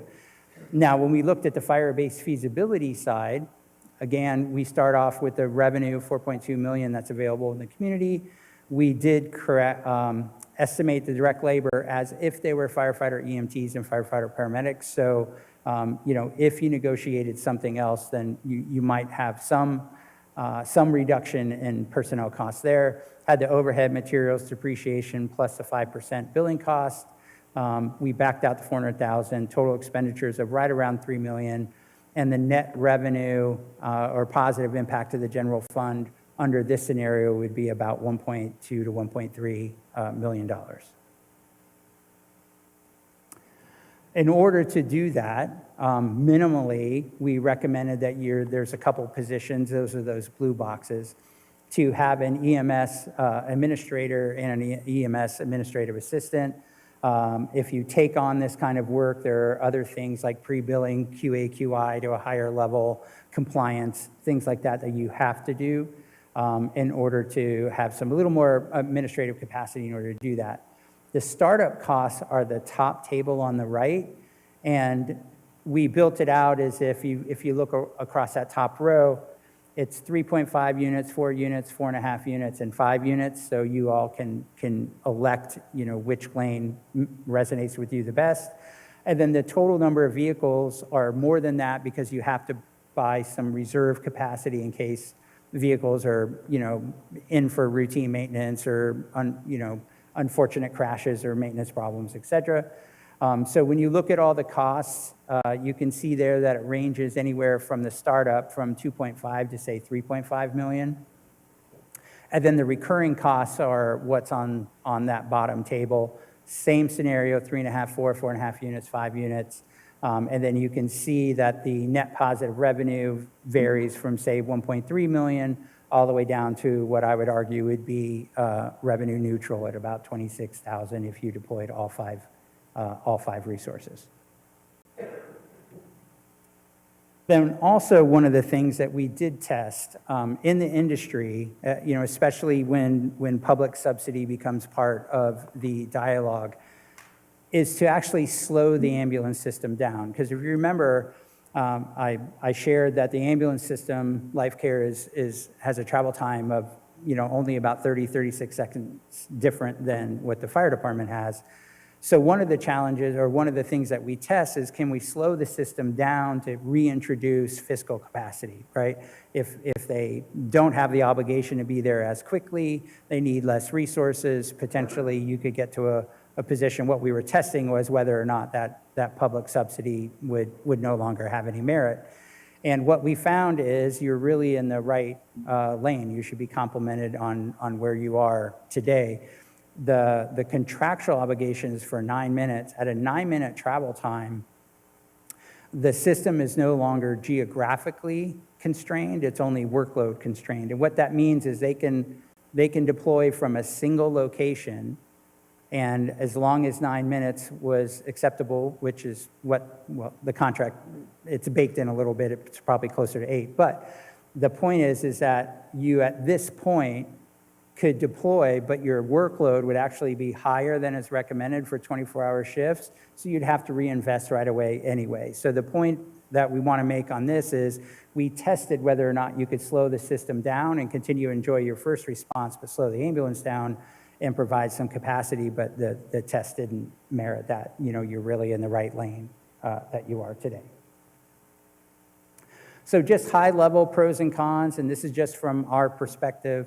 But the pros for entertaining a fire-based system is, you know, enhanced control, accountability, transparency of services.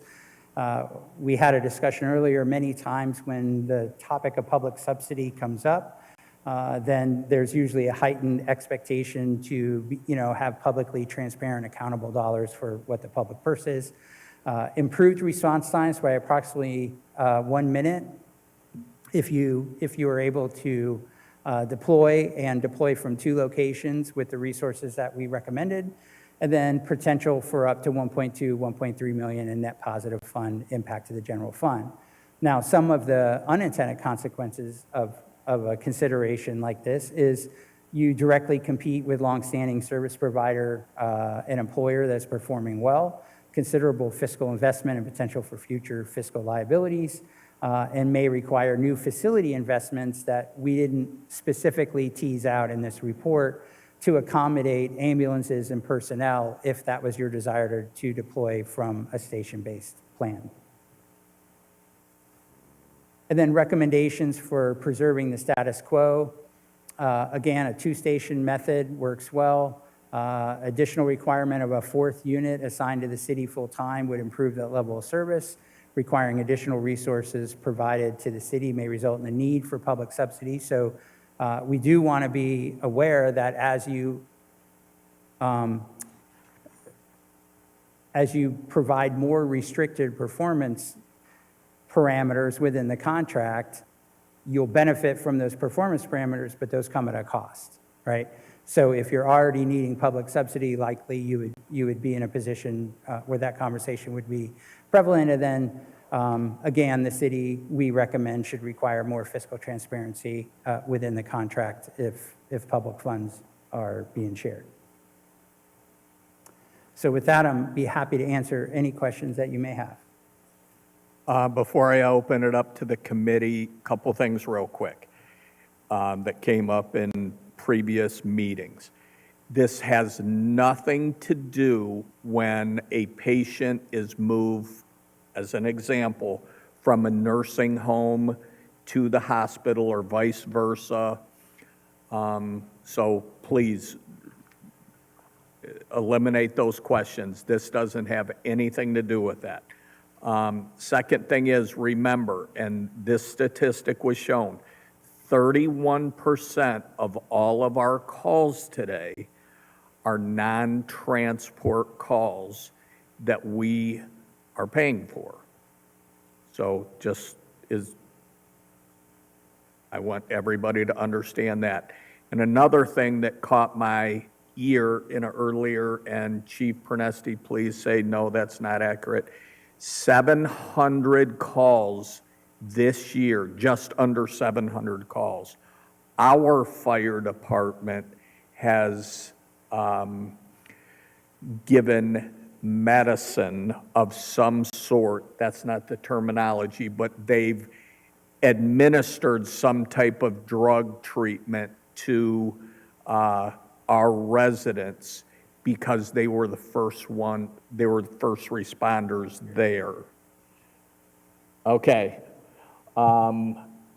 I will go ahead and open the floor for questions because this is very, very, it can be confusing, and but I'll open the floor for questions.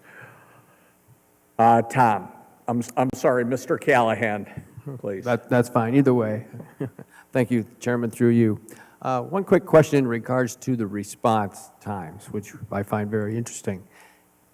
Is that factored into, and I think I know the answer, but I want to know for sure, traffic at all times of the day and also weather conditions? It's not specifically, like, for example, we did not pull out and say, we know there was a winter storm on this date and run the analysis. It's aggregated over the entirety of the time. So it encapsulates all of those events, both up and down, right? Okay, So, thank you. yeah, absolutely. Mr. Armstrong, you were next. Through you, Chair, I'm not on this committee, but I do have a comment about what you said earlier. Yes, there was 640 administrations of medicines given in 2025, but we have to also think about, let's just say, for example, Mr. Tollett, you fell down at home and the EMS didn't get there and fire got there first, and we need 3 of our guys, no offense, to get you up, and you refuse help to go to the emergency. Now we are also paying that 126 because you stayed home. We have Correct. to also consider that. Correct. Which is kind of unfair to our guys that they administered all the services, made sure you was all right, made sure you were snuggled in bed, but still we're paying somebody else. So I just want everybody to realize that factor too. It's a major issue. Ms. Mitchell? Thank you, Mr. Chair, through you, not on this committee, but, and Chief, correct me if I'm wrong, the response time difference between Life Care and your guys is 30 seconds, is that correct? Well, I would say it was average, right? 90. What's that? 90th percent. 90th percentile. So yes, we're getting there most of the time with Life Care. Now, I'm gonna, and he'll agree, I know he will, that there are times where we will arrive first and have a substantial amount of time on scene with that patient. 640 times in our reports, we administered an Elyria Fire Department. You need to understand that. That 640 times in our records means that a person wearing this patch administered a drug that came out of a drug box that was on board an Elyria Fire Department piece of apparatus. Now, you could say, well, Life Care got there at the same time, blah, blah, blah, but an Elyria Fire Department paramedic is taking care of you when they are administering the drugs out of our equipment. We don't sit there and go, today's Tuesday, we'll use Elyria stuff. Tomorrow's Wednesday, we'll use Life Care stuff. No, it doesn't work like that. So when we are administering the drugs, more than likely, we are on scene, we have done an assessment, and that paramedic is going to work, and they're providing that drug. So yes, there are times, yes, in the 90th percentile, we are arriving at the same time or just ahead, but in these other 640 times, we arrived first. We initiated some sort of care, if that makes sense. So yes, that is correct. Thank you. Mrs. Davis? Through you, Chair.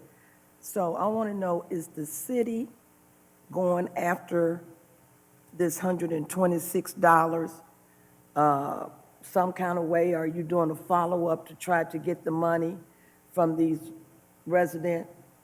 Part of our contract. Through you, no.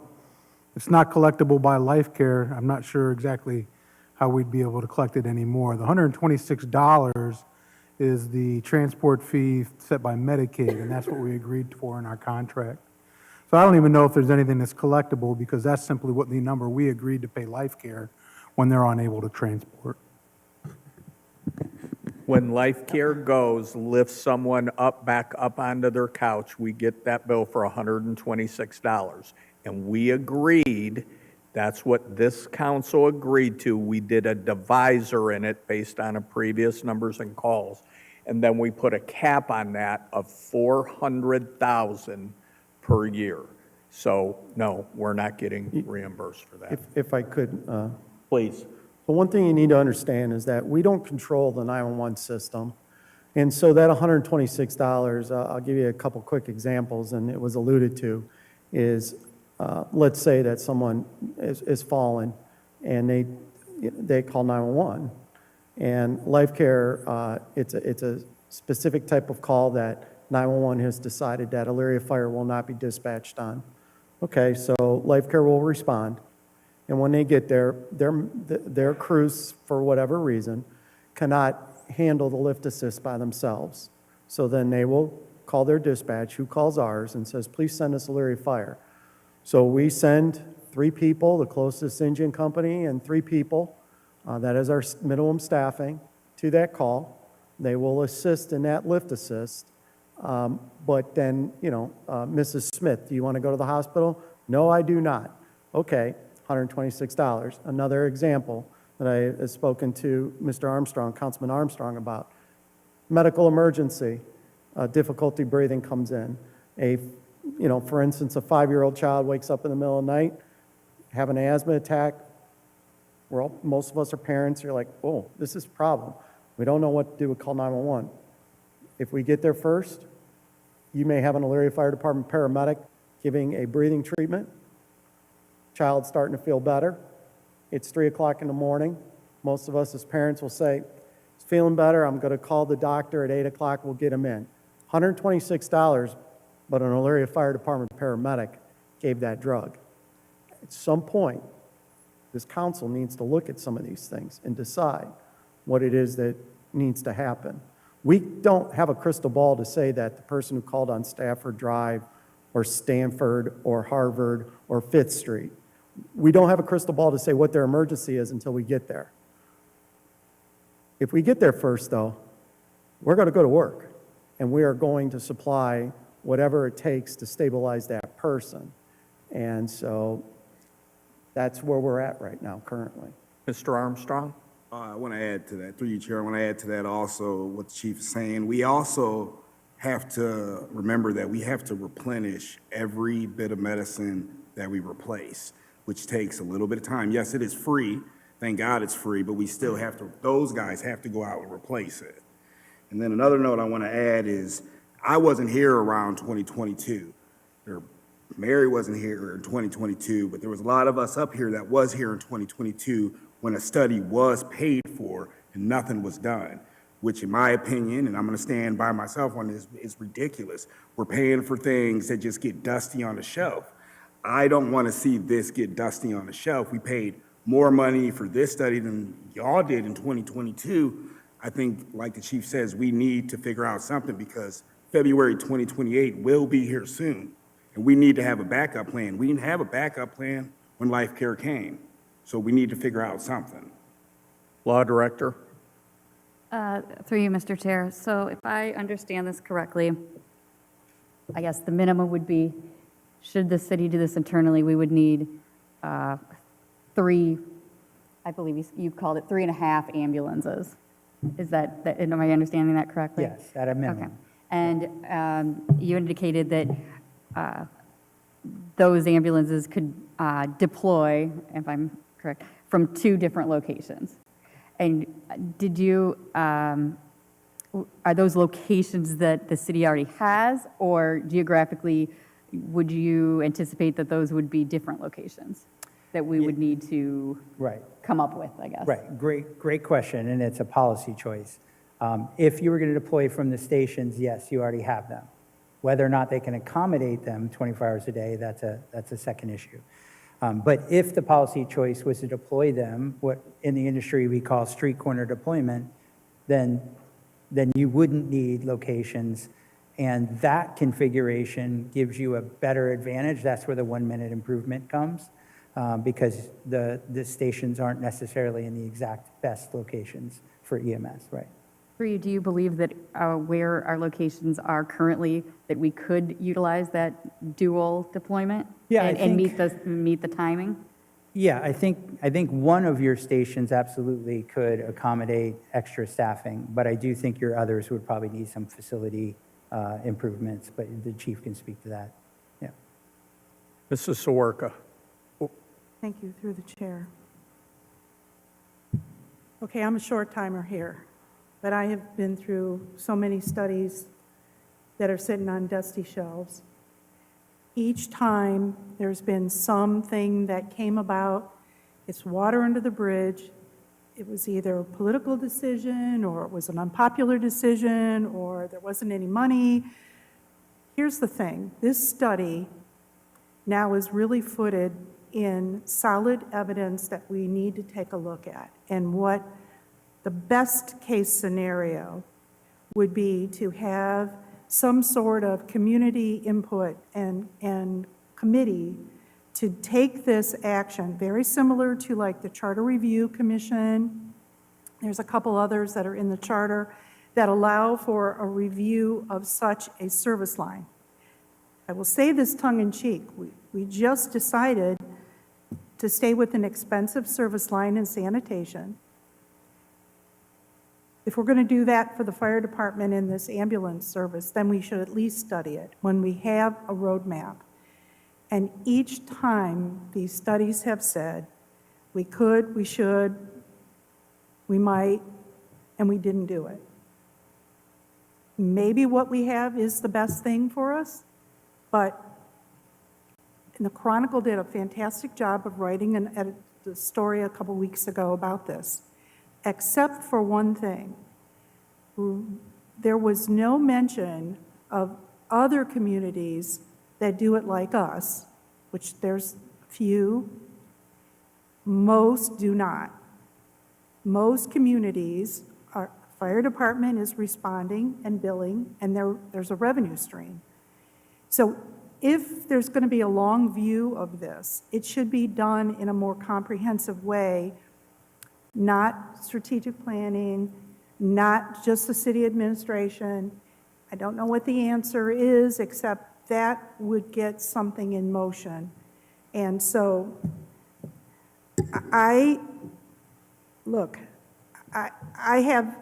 have family members who didn't make it because of the coverage of ambulance service in this community years ago, and we could take a look at each one of those points that when it worked and when it didn't, but this is giving us a roadmap to really sit back and take a look, because this is a long-term investment.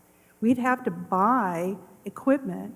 We'd have to figure out, would we have a division of workers that would do this? I don't know the answers to those questions, but I encourage those of you who are still going to be here when the clock clicks over to 2026 to really take a look at this and really say, what's the best thing for Elyria? Thank you, Mrs. Sawarka. Mrs. Mitchell? Thank you, Chair, through you. I agree with Mrs. Zaworka. This is something that we need to study. I see no harm in forming a committee of perhaps firemen and perhaps a few council members, but definitely community members as well, so that we can look at this. It's fine to say that we have a study and we ought to do something with it, and we should, but we have to look at what we can afford to do. You know, buying ambulances is not cheap. So, you know, they're not going to drop out the sky for us. And let me just say this. We have, Life Care has been here for years and years, and I'm not defending Life Care. I'm not disparaging the fire department, but Life Care has been here for years, and they have never charged the city. This is a new thing. They've never charged the city before. So to say that we've been paying this for years, that's not true. Thank you.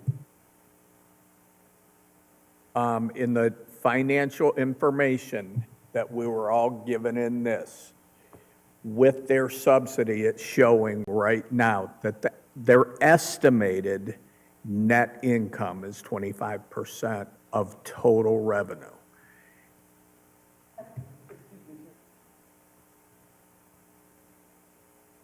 We need to look at this realistically. I mean, we all want this. This is great. But we have to look at it realistically. What can we afford to do? I totally agree. And this is much more positive than this study is showing a much more positive effect financially than I was under the immediate impression. But either way, we need to, our goal is figure out how do we go forward? How do we pick a committee? Who should be on that committee? Should it be 3 council members, 1 or 2 from the city administration, 2 from the fire department, and then 6 residents? That's something, through you, Chair, that's something that we can figure out as we go forward. But we need to figure that out quick. Not tonight, we don't. Not tonight. And I understand that, we're not, but we need to figure it out quick so that in 2026, we hit the ground running with a committee.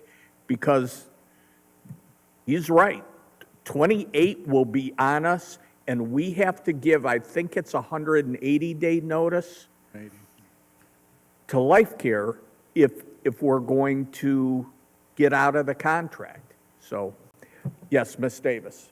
You, Chair. So do we have a startup number for, say, if we start with the fire department? What is our startup number? And then I'll turn to Mr. Pileski and see where the money's coming from. So on this screen, hopefully it populated on your terminals. But if you look at the top table, depending on whether or not you deploy 3.5 units all the way up to 5 units, the startup costs are estimated at approximately 2.5 to 3.5 million. If I could, real quick, Councilman, tell it? Please. Okay. I'm not going to chastise anybody, but the Italian's coming out in me. Please stop. Please stop. We don't know anything on what it will take. We have this gentleman's study. This gentleman's study is looking at it at a view this high. He's not from Elyria. He's never been in Elyria until this study. He's never run an emergency in Elyria.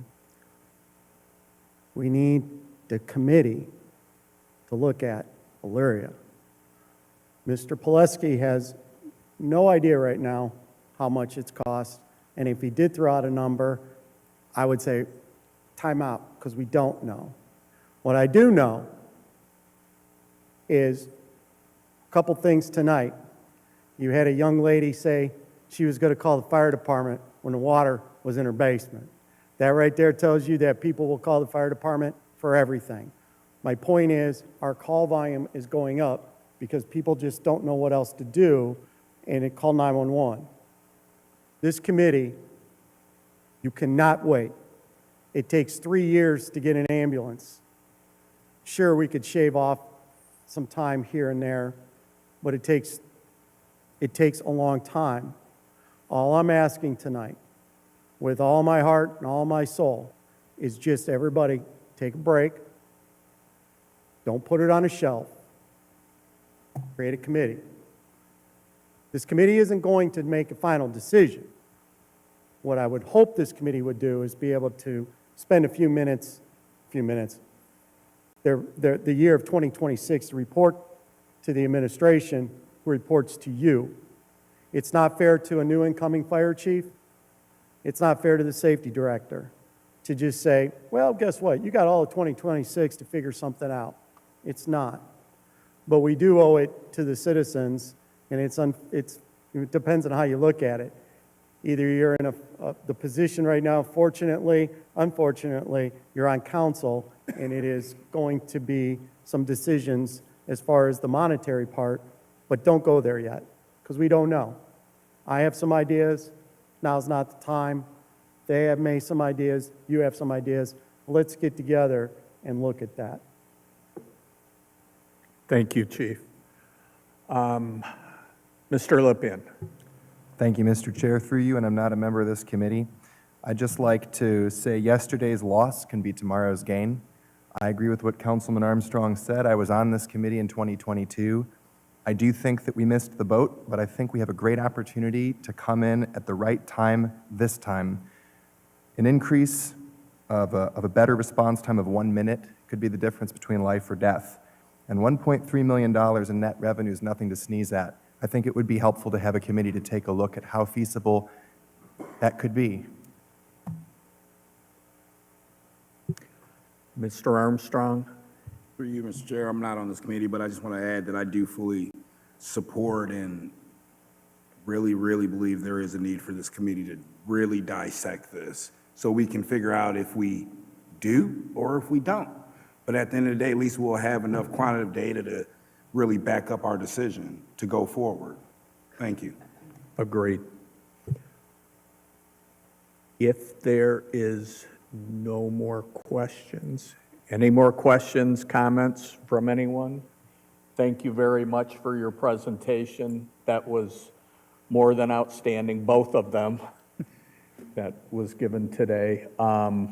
What we'll do then is, as we go into 2026, we'll set up a committee of some sort, and we'll come to a decision. We won't do that in finance.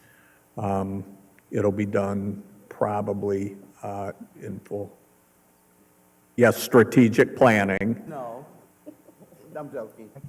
In strategic planning, we'll figure out how we'll set up that committee, whatever that mix of people is. So, Mrs. Sawerka? Thank you. Through the chair, I would just remind everyone that this committee process does work. I mean, the Charter Review Commission reviewed the charter, makes recommendations. Those are citizens that just, volunteered their time. There's some others that are spelled out that are either standard or ad hoc due to a situation. So it is something that can be done and has been done successfully in Elyria over the years. Agreed. If there is no more business to come before this committee, I would accept a motion to adjourn. So move. Second? Motion's been made and properly seconded. All in favor, use the voting sign aye. Aye. Opposed? Motion carries. Thank you. Good night, everyone.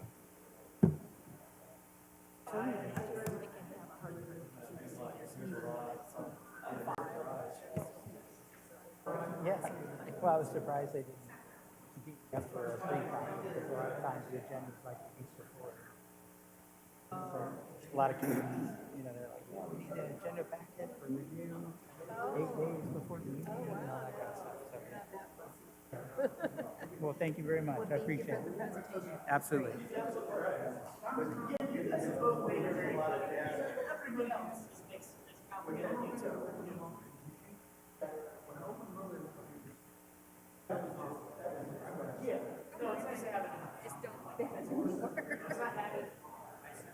Right.